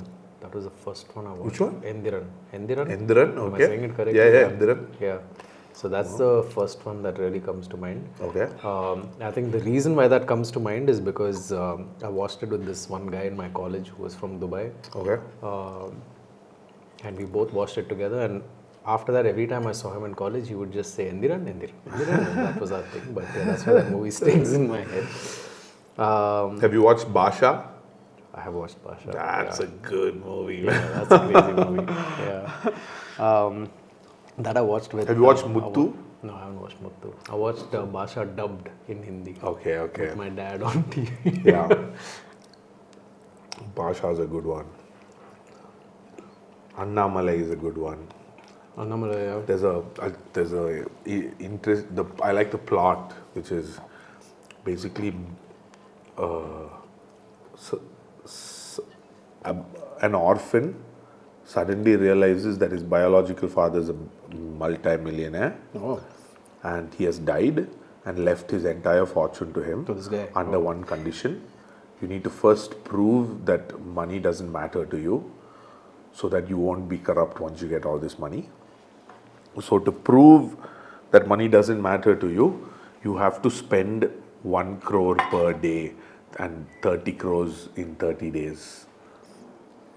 So the rest of the movie is just Rajnikant bawling, confusing, just spending money everywhere. So it's super fun. I'm gonna have to watch this, bro. You're gonna have to watch this. Yeah, bro. Can I serve you some more chicken? No, don't worry. I got it. Okay. Okay, so I'm gonna go check this out and bother my neighbors some more, which is always fun. I'm going to go watch Uppi. Yeah, bro, you should watch Uppi, bro. You should really watch Uppi, and you should tell me what you thought of it after you watch it. It's a crazy movie, really. Like somewhere, especially like watching old Kannada movies, the other scene is like, because a lot of them are shot in like old Bangalore, right? Like Bangalore in those days. Yeah. So it's like a nice little trip down memory lane as well. Like, some scenes in Uppi, bro, they're like shot like 1 lane away from my friend's house and all. Like, oh shit, I grew up here. Gandhi Nagar and Gandhi Bazaar, those scenes. Crazy it is. What, is there a rock music scene in Bangalore now? Yeah, bro, there is proper. Oh. So Humming Tree is bringing it back. Mm-hmm. There are quite a few. You're familiar with this genre called hardcore? So that is a new genre. I mean, it was news to me also when I heard about it for the first time. There's a new genre called hardcore now, I don't know if it's a new genre, if I'm really butchering it, but there are quite a few bands that play hardcore. Okay. It's a heavy genre. Okay, basically. some punk metal type something okay. on those lines. I don't know how to describe it, so I'm not going to even try. Okay. There's a lot of those IPs that happen. Okay. There's a bunch of metal IPs that are happening. The Strawberry Fields, all that happens too? I don't know if that happens anymore, not in its original format. In fact, when you were asking me to tell you a crazy OG Bangalore story, I will show you this video, okay? It's there on my Facebook. But I think it was 2006 or something. It was the last time Strawberry Fields was happening in Palace Grounds. Okay. So Strawberry Fields used to happen in the NLS campus, which is Correct. way outside the city. Then they did it in Palace Grounds for a few years, and then eventually they shifted back after Palace Grounds shut down for events. So I think it was the last year that NLS was, I mean, we used to call it NLS. It was the last year that Strawberry Fields was happening at Palace Grounds. And it was like, it was a college fest, right? So free entry, but it was well organized. It was like properly well produced, right? So there's this drunk guy, one uncle, who we much later found out he's actually a milkman. So he's come over here and he's just screaming all the English he knows, okay? All the English words he knows, he's screaming. At the gig? He's like just screaming it into... At Strawberry Fields? He's just standing in the crowd, okay, and he's just screaming it into the void, basically. He's there seeing, oh, kids are playing English music, I'll also speak in English. That was probably his approach. He wasn't being offensive, he wasn't being like rude or anything. Everyone's having a ball, okay? Including like laughing at him and stuff like that. And there's this guy on the, like some NLS student from the organizing committee. The sponsor that year was Kohinoor Condoms. So this guy is doing announcements about Kohinoor condoms and this and that. And this drunk milkman, he's standing there. He's looking at that guy. That guy's in the sound console, right? He's looking at that guy and he's like, we don't want Kohinoor condoms. We want Kamsutra. And he's just going on screaming this to a level where the entire audience, all of us are like 15, 16, 17 years old. And then he started screaming, we given the love to you. And then there's another guy screaming, uncle loves you. And that became the chant. Bands are not able to perform, bro. The audience and this uncle are on some other trip. I have a video of it, bro. I showed it. It's crazy. Yeah, it was a lot of fun. Yeah. I remember Strawberry Fields. I used to come there and play with my band. Man, those days were fire. Bro.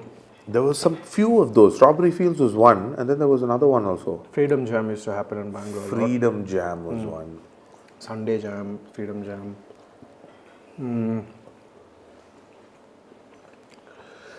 Yeah, I remember like there was at one point like everybody was in a band, and it was bands. And then suddenly in a matter of few months, it switched from bands to DJs. DJs and then rappers. And then rappers, yeah. I feel like I have someone to blame now. This time I'm going to be very cautious and not get myself in trouble. I'll tell you who I think is to blame. Yeah. When the cameras go off. Okay, when the cameras go off. Yeah, it's not an individual, it's a company. A company that is to be blamed for why this bands shifting for... Are you talking about Sunburn? No. No? No. It's... Okay, well, we'll get into it. Yeah. Okay, interesting. Because, yeah, that was the thing. Like, I think, like, I had my rock phase, and then I had my DJ phase, and then I had my producer phase. EDM producer becoming hip-hop producer phase. Yeah. That's amazing. But the funny thing is, like, all my friends who used to play, like, rock music, they still play rock music, and they never switched up. They were... Yeah. I guess that's what Sellout is. Yeah. I mean, in that sense, I'm a sellout, bro, because up until I was working the YouTube music role, yeah, I only listened to rock and metal. In fact, I went to that role also because one of my teammates found this role. She was interested. She went and met the hiring manager, and that guy was like, bro, you're going to have to hang out with artists all the time. you'll have to go out at night and go to gigs and parties and stuff like that. Oh no, sounds horrible. Yeah. I was like, oh, I can't do this. I don't want to do it. She came back and I was like, what? She was like, yeah, you should do it. You'll actually enjoy it. And I was like, yeah, I'm literally paying money out of my pocket to do these things right now. You're telling me I'm going to get paid to do this and I'm going to get all of these other perks and benefits? Of course I'm in. And parallelly, what had happened is my flatmate at that time, this guy called Adarsh, he introduced me to the Desi hip hop scene, Divine, Nazi, and all of that stuff that was happening. For me, hip hop is Indian hip hop, bro. I have never gotten into American hip hop or any other hip hop for that matter. Okay. The only hip hop knowledge I have is Indian hip hop knowledge. So, when I sometimes play hip hop tracks for my friends who've been listening to hip hop for all these years, they are always saying, oh, this sounds like that sounds like this. But for me, it's a completely fresh sound, right? And it's probably the same case for their audience as well. Yeah. And so then I have to explain to these guys, I'm like, to you maybe it sounds like this because you're exposed to it. But to a large section of the audience, this is fresh. Yeah. So let them have it. Yeah, bro, rice, roti, what are you going for next? Um, some rice? I want to have actually a little bit of rice, but very little. Just take, I'll take it. Okay, sure, I'll just move it over here. Just let me grab a little bit. That'll Chicken be or enough. dal? This chicken is the star, okay? This chicken and the pickle. Yeah. Pickle's also like top. The pickle though I can't compete with. It was my mom and all the years of her experience. Yeah, okay, so cool. So where are we at in this podcast right now? I mean, this might be the longest. Main course. We are at the main course. And then there's dessert? Then there's dessert. Oh my god, this is so amazing. Well, you saying this is the longest? This is the longest podcast or filming I've probably ever done. Yeah, probably the longest one is probably an hour. Yeah. Oh, well into an hour now. Yeah. Yeah, but I feel like doing it this way, we get our breaks in, we get to enjoy a little bit of food. And also this is the first time I'm actually just talking random. Because usually when you're going in, you have about 30 minutes tops, 15, 20, maybe 30 minutes. And in that 30 minutes, it's tight. We talk about whatever you got to talk about. But this way you kind of get into it. Yeah. And different things come out. Correct, correct. And I think it's very important, bro. Yeah, absolutely. Especially for me, one is... Do you watch any podcasts? I do. Which ones do you... I mean, initially I never did, but then I had to research what does a podcast look like. I had no idea. So obviously I did a lot of Joe Rogan. I saw what the other Indian podcasters are also doing. Obviously I've seen a lot of the Ranveer's podcasts. I've seen Raj Shamani's. I've seen Prakhar Gupta. There are actually a few music-focused podcasts as well, made in India. I don't know if she's still actively releasing content. I think the last piece I saw of hers was released last year, I think. There's a bunch of lots of cool content, music-related that people are doing. I watch it mostly as just research. Sometimes I do watch podcasts of my guests who are coming in.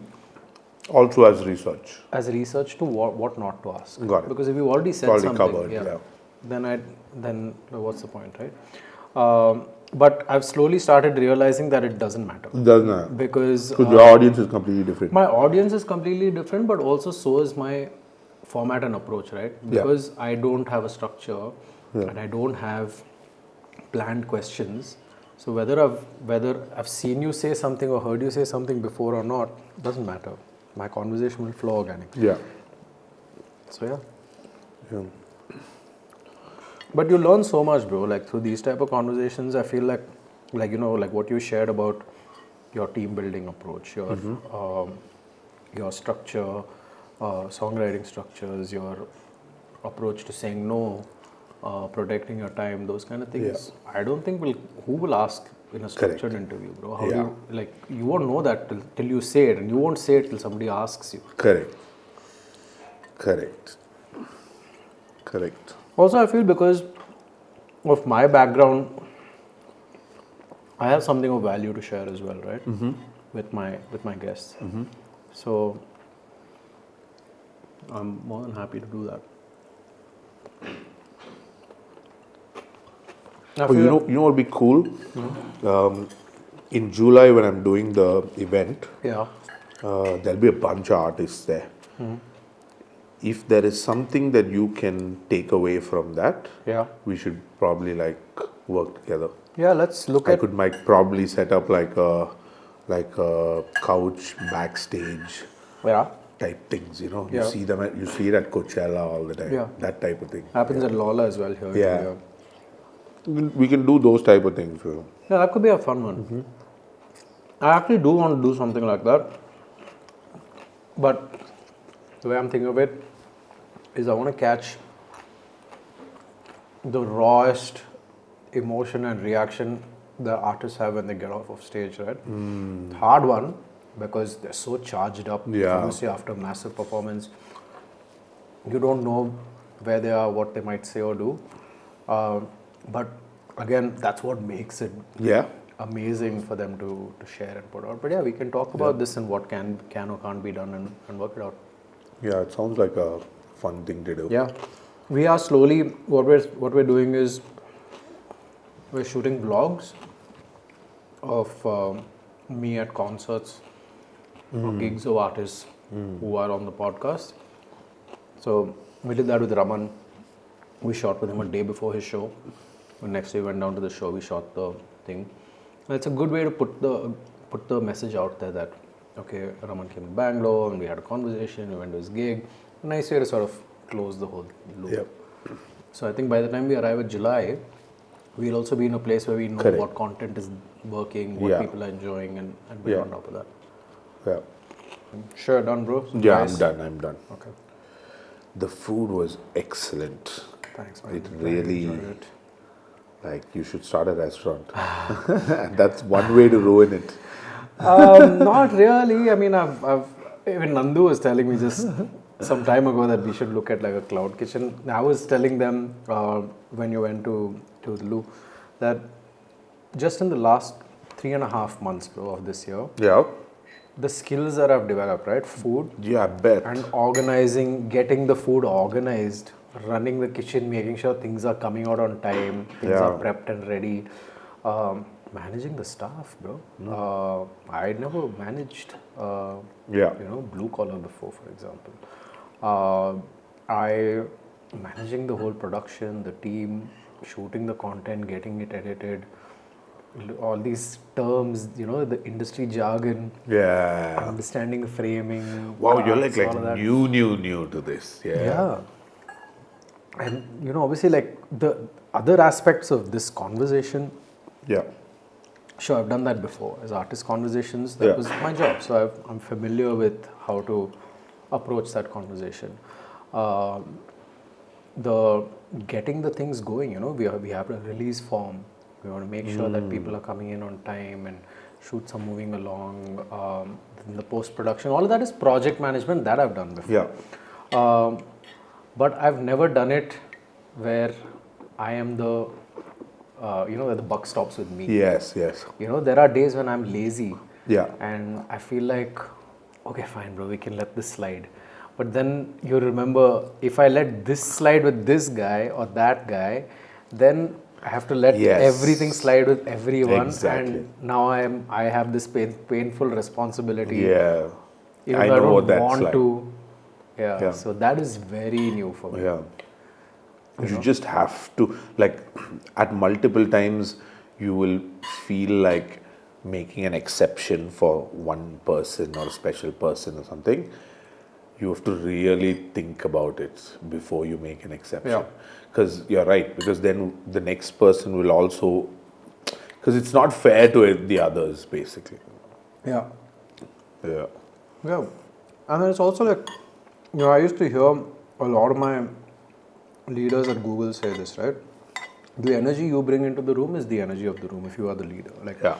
I don't know if, I am sort of like, the buck stops with me on this, right? So I am effectively the creator and founder of all of what we're doing here. So for me, it's a new thing. The other flip side is I've always, in all of my roles at Google, I've always been the youngest person in the room. Okay. So obviously when you're young, that's a great flex. Yeah. Now, often I'm the oldest person. Okay. You know, Ravish and all of the other guys that I work with on edits, they're much younger than me. So now the tables have completely turned. Oh, how the turntable. Exactly, bro. The turntable table, bro. So it's like, you know, for me also, like, to suddenly bring this new approach to how I'm doing work. How do you stay accessible?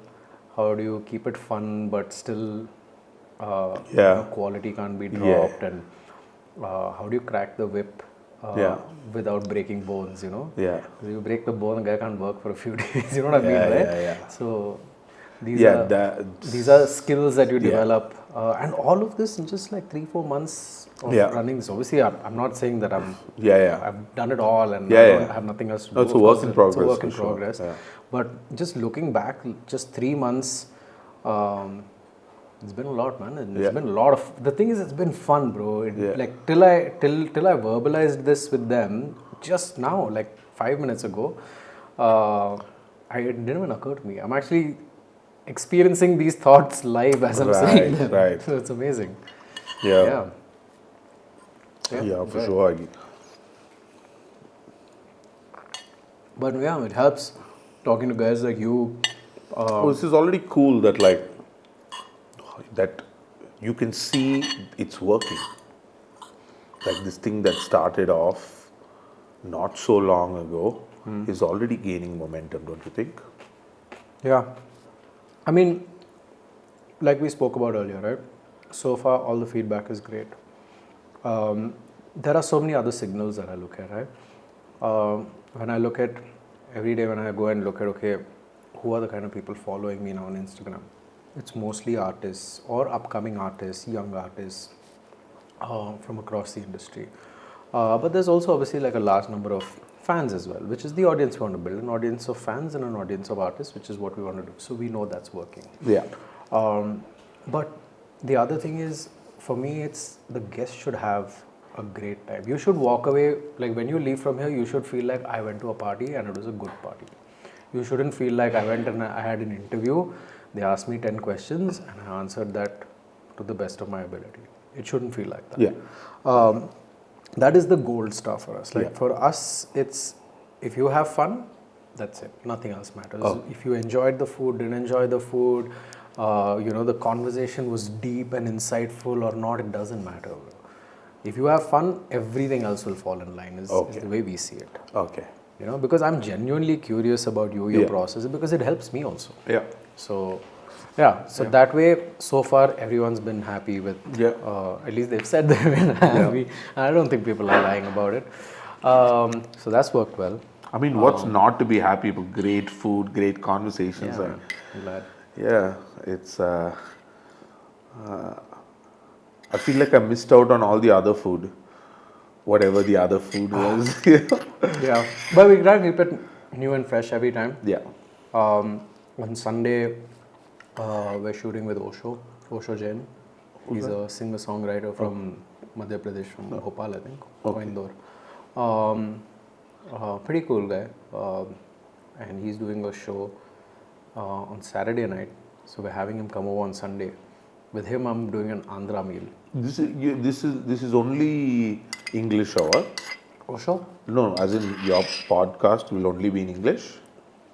Will you not do Punjabi, Hindi? I can't speak Punjabi. Hindi? Hindi I can speak. So will you do Hindi? Yeah, I guess. Like, I mean... Like if you were to bring somebody Samudit Narayan or someone like that. We'll do it in Hindi.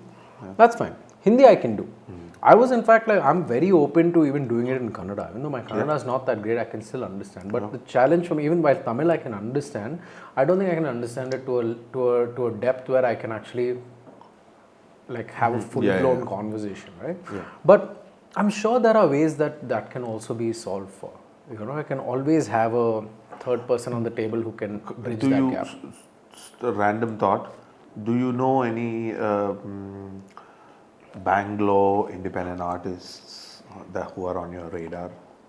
There's a guy called Gubi.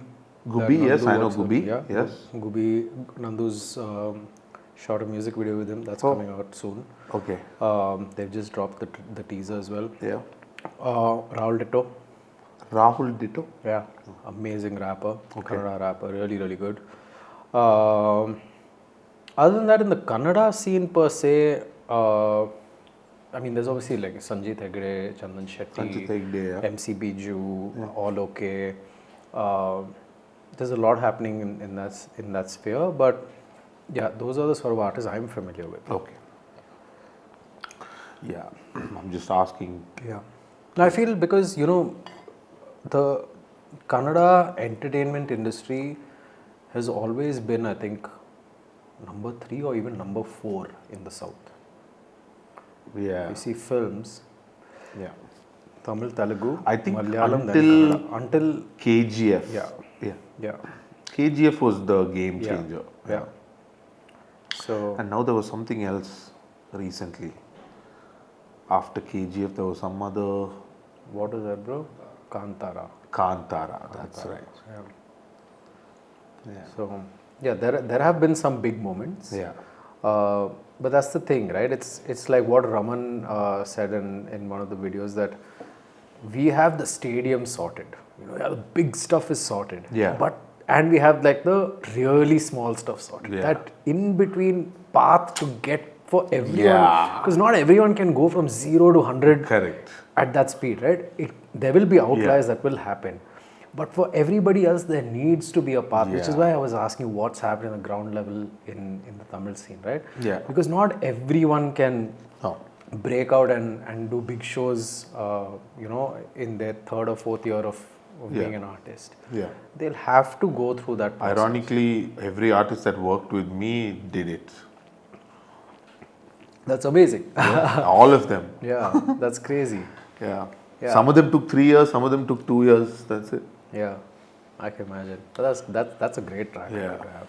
I saw somewhere they refer to you as Dr. Dre of Oh Tamil yeah, Nadu. they do that. Yeah. I saw Santosh Narayan, and he called you Timbaland. Timbaland, yeah. I remember I went to meet Harris Jayaraj for something, and he looked at me and he's like, "Hey, you know Timbaland மாதிரி இருக்க?" I was like, "Oh man, I need to lose weight." Yeah, that's the takeaway. But you came to the wrong place, bro. If you want to lose weight. No, I came prepared for this. Okay, that's fair. I dieted for a few days before I. That's amazing. Because I knew I'm gonna send it. Yeah, I think what we'll do now is we'll break. We'll clear the table out. Just get our hands washed. You're sure you're done, right? Yes, yes. Yeah, we get our hands washed. We'll come back and then we'll bring desserts out in a bit. Yep. So let's break for dessert. And action. Let's go, bro. So you just told me that a lot of your music is inspired from It's from stand-up. stand-up comedy as Tell well. me more about that. Like, comedians have like this way they roll out their original stuff. Like how they would go about doing it is first you write it, and then you go to like small venues, and then you test out your material, and then once you've tested it all out, you compile it together, make it a special. And then you go tour everywhere, you finish your whole special, you tour, sell every ticket, and when you've done with your entire tour, then you tape the special, And then you release it and you make it available only for the members. Yeah. And when you finally exhausted all that, Then it's it's on YouTube finally. But for music, it's different. We make the song and first put it on YouTube. Yeah. So, And then you go out and perform it. and then you go out and perform because people want to be familiar with the songs. Correct. It works the other way around, right? With comedy, if you're familiar, it's not funny Correct. anymore. With music, if you're familiar, you enjoy it more. Correct. But I believe there's like a thing that can be learned from this rollout that comedians follow. Like even music, I don't think it's necessary to like just drop it like to the public. I think I've been like I have been, like for example, my song Kaathu I made the song Kaathu right, with Paul. Yeah. Way before the song released, I just went on an interview like this and I just dropped the song. Didn't ask anybody, didn't say anything, I just dropped it. The clip of that went like super viral. Okay. And so those were all, so by the time we got to releasing the song on YouTube, the song was already hyped. So those are sort of things that I learned from the stand-up comedy performance styles to like bring into this thing. My corporate brain is firing very hard to say, bro, how will you manage content rights and matching I own content everything, ID, but then until it's released onto fingerprinting like YouTube content ID and Instagram. But you can go collect everything on the back.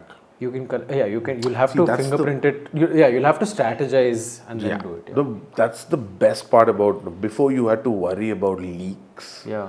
So why you would worry about leaks is, like, let's say a movie project, they make a song, and if the song leaks prematurely, it's a huge loss for the movie, because the reason the movie is making the song is to bring promotion for the movie. Right. But if they couldn't do that and just song is now like already released, they've lost out that opportunity to gain attention for the film. But for a music artist, the music is the final product. Getting attention to the music is the final goal. Correct. It's the product. It's the product itself, right? So I actually don't mind just dropping like unfinished tracks. You see, Kanye does that a lot. Yeah. He'll just drop unreleased tracks like everywhere, and there'll be all these bad mix versions, some uncleared samples versions of like songs, right? It's because like if one, you can gauge the audience reaction to each of it, and two, there's a good chance if something clicks, it'll click, and then like eventually when you get around to like audio fingerprinting and all of that, you can always go backwards and do the collections. And again, anyway, if you're putting it out on short format, and that's where the virality is coming from, there's no collection there anyway. I mean, there is some amount, but it's not a game changer. Yes. Fair enough. That's a very interesting point. I'm actually now going to serve you some Phirni. Do you have a sweet tooth? I do. Okay, great. This is also my mom's recipe though. I will let you taste it, and then I have something to say about it. Okay. Yeah. All right. I hope you enjoy it. As you get into it, I wanted to also ask you, who are the new artists you're working with? Bruh. Yo guys, what is this? When I get peak emotion, only bad words come to my head. Do it. No. Like Otang, Gomala, all that shit is coming in my head right now. So good. That's great to hear. But I fucked this up. You fucked it up? Yeah, this is not even its final form. Tissues. Yep. Sorry, that's elaichi, guys. This is, why did you fuck this up? So this is supposed to, the texture is what I fucked up. The texture is supposed to be thicker, like thicker, very thick cream. Okay. Like almost just like when butter is melting, like that texture. So how you're supposed to achieve that is by blending uncooked rice in warm milk as you're cooking this. Okay. But I think I messed up the quantity of rice. I should have done more, which is a challenge I have. This is already awesome, bro. Yeah, cheers, man. It tastes great. Like I've had this before. Bro, it's like a very standard rice and milk dessert, bro. So I feel like it's some rabri, kulfi, all of it is the same. Kulfi, correct. It's kesar badam, bro. It's saffron. Badam. Yeah, saffron and almond, right? So it tastes very much like a kulfi. Okay, well, your mom taught you well. Yeah, not well enough, clearly. Should have done better. Yeah. But yeah, I mean, this is on me, bro, not on her. She gets it right every time. Yeah. So it's me. But yeah, I mean, we practice and we get better, bro. What else do you do? I was asking you, who amongst the artists that you're working with right now are you most excited about? What is your new set of your new roster looking like, or what's happening? So the next artist I'm launching is his name is Vaasi. His name is Shiva, but his artist name is Vaasi, and he's from Pudukkottai. This will be the first non-Chennai artist that I'm working with. Oh, really? Yeah, and he's also the winner of last year's rap competition. So. You're going to be releasing music with him this year? Yeah, this in 3 weeks I'll be releasing that song. What's his vibe like? How would you describe? You want to hear the song? Yeah, we'll play it here. Sure. Let's Why go. not? First, this will be the. If you release it before the song releases, that will be the. Maybe you can just This is on you. We are edited quick. Maybe you can just drop a little shot or something. Yeah, that's what we'll do. I think we'll include it in the trailer or something like that.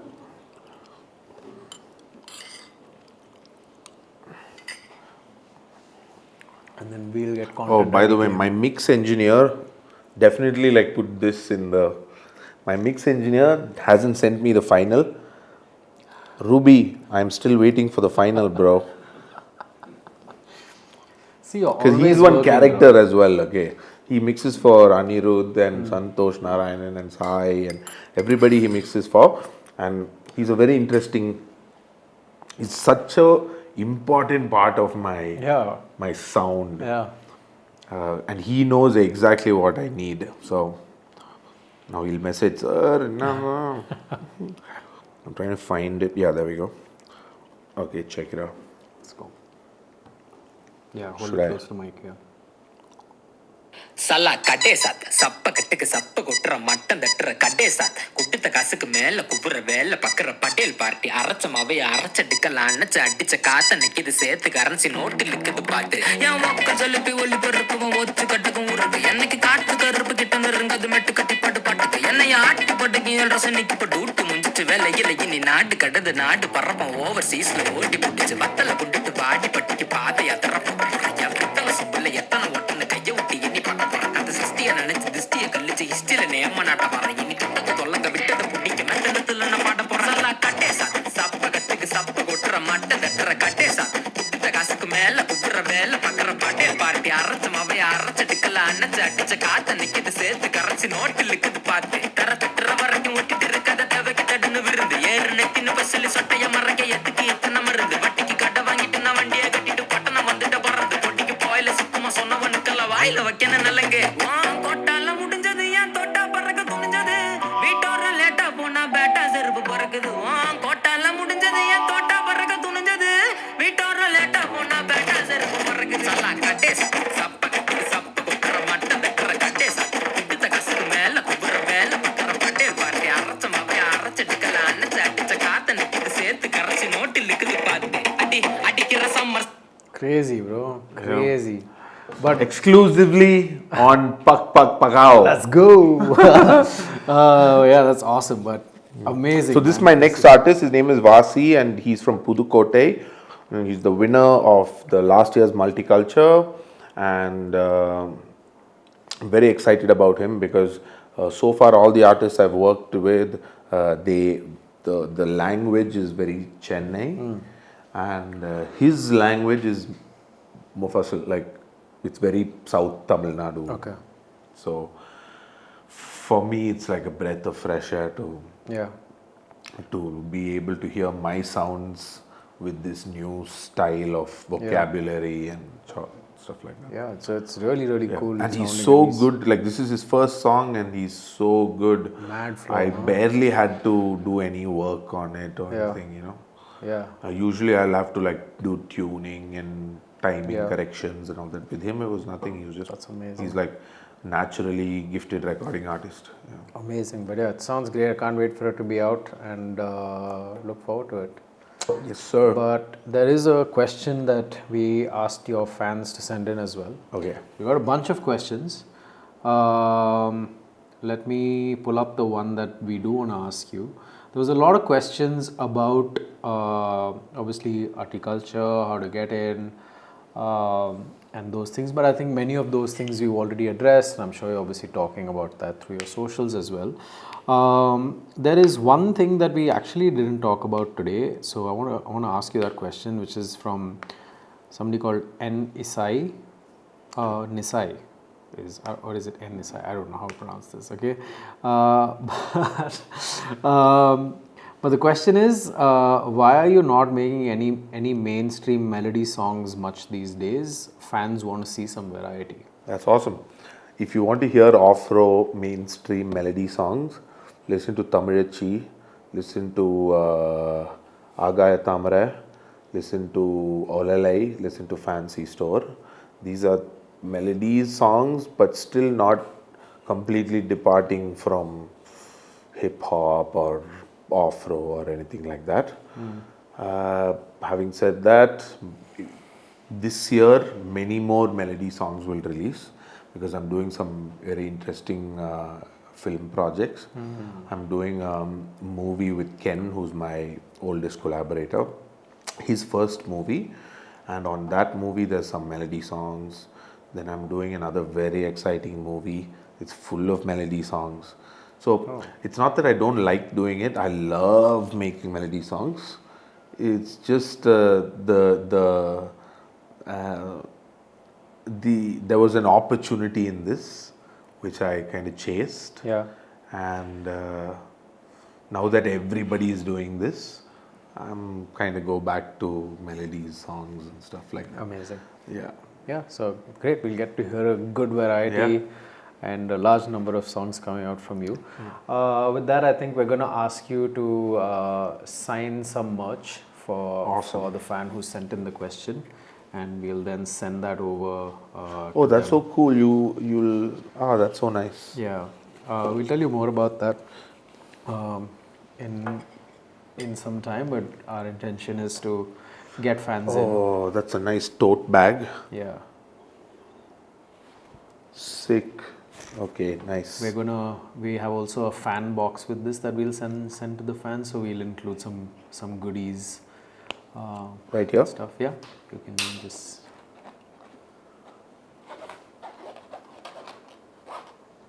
Perfect. There we go. Cheers. Thank you, man. It's been an amazing time hanging out with you, man. Likewise. There is no better way to get to know a person and an artist than over a meal that you cook. Yeah.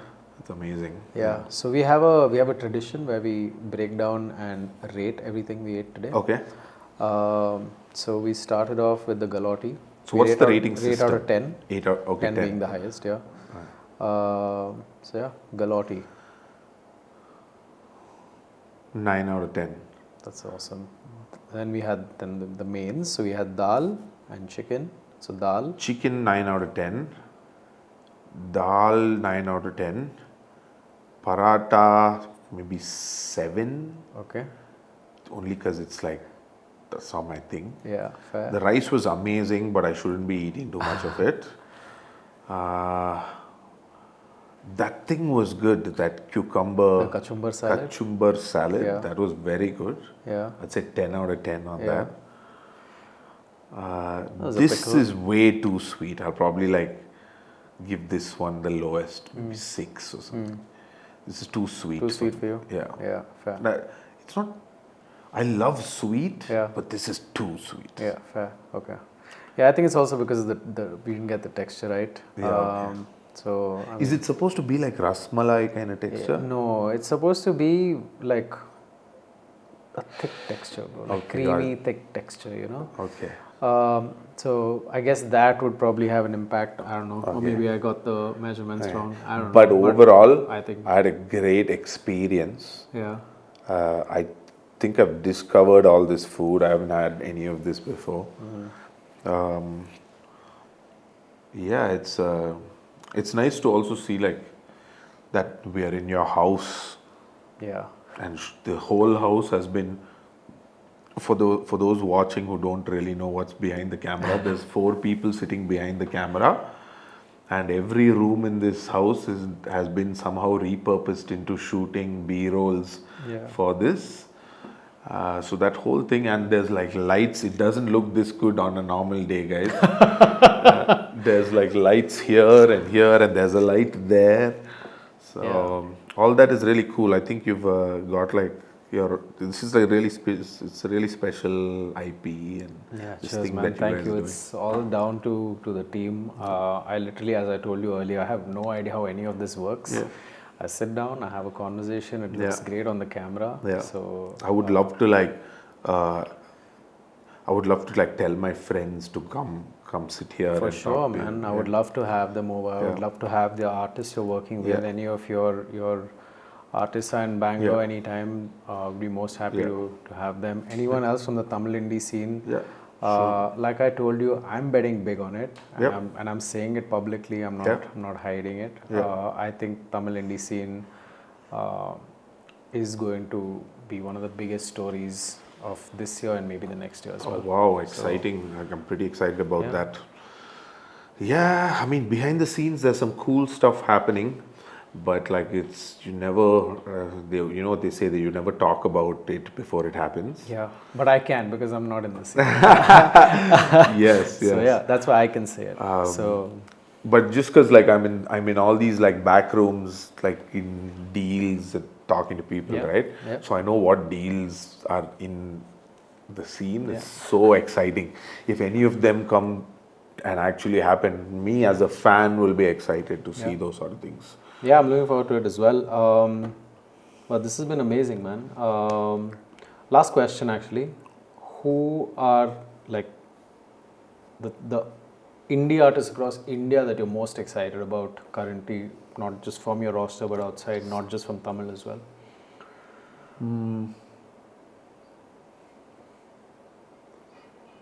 I like Char Diwari. I like Sanjit Hegde. Yeah, he's pretty cool.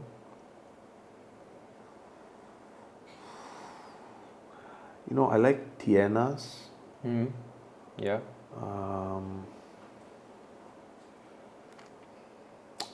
I like Killa K. Yeah, Killer K is pretty good as well.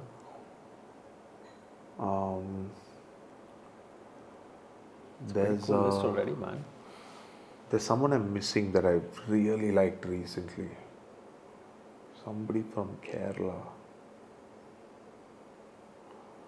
Tirumali Ved and these guys, of course. No. Timali Ved and Dabsy, Baby yeah. Jean is there, but there's someone else. Kaka, I think that's his name. Kaka. Okay, check that Just out. a very young rapper. I found him very interesting. There's also I like Asura from Hyderabad.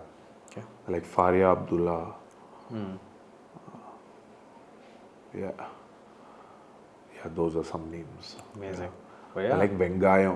I haven't even mentioned any Tamil names, yeah. But in the Tamil names, man, there's so many good ones. Like I love Vengayam. Of course, I like Pal. I like Asal.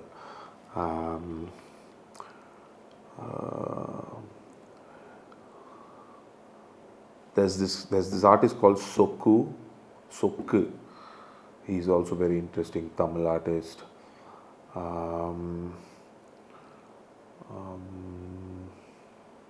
There's so many female artists also now. That's like I like Sarah Black. Sarah Black is I like Bhumika. I like Sublashini. Sublashini is very interesting. There is another artist I heard recently called Malavika. Malavika Music. I think she's from the States or something. okay. Very interesting music. She has a song called Home, which is kind of like Carnatic R&B. Okay. Super, like someone finally pulled it off type thing, you know. I'm gonna check this out. It was interesting. Internationally, yeah, so far these, That's a crazy list, man. Yeah, if I We're keep gonna- thinking there'll be I'm sure way more. There's Yeah. so many artists, Yeah. and that's a great thing. But yeah, I think we'll probably what we'll do is we'll collate this, put this into a playlist, Awesome. put it in the description so Yeah. people can go check these artists out and Yeah, discover that'd them be and great. engage with their music as well. Yeah. Of course, we'll share your music. But we also have one last edition, which is you have to ask them to like, share, and subscribe. Don't like. No? Okay. Guys, look. Pak Pak Pakao. Okay, that's the name of this podcast. You should go watch this podcast if you care about the music, Indian music scene at all. And if you know any of your Indian music friends who need to be talking to him and eating his food, then like tag them in the comments and send it to your friends. Like, share, and subscribe. Let's do it. Thank you so much. And also like, share, subscribe to OfRo's channel and the Atti Culture channel. And we'll see you in the next one. Thanks, man. It's been great having you, bro. That's the final. Yeah. The closing. Pakao.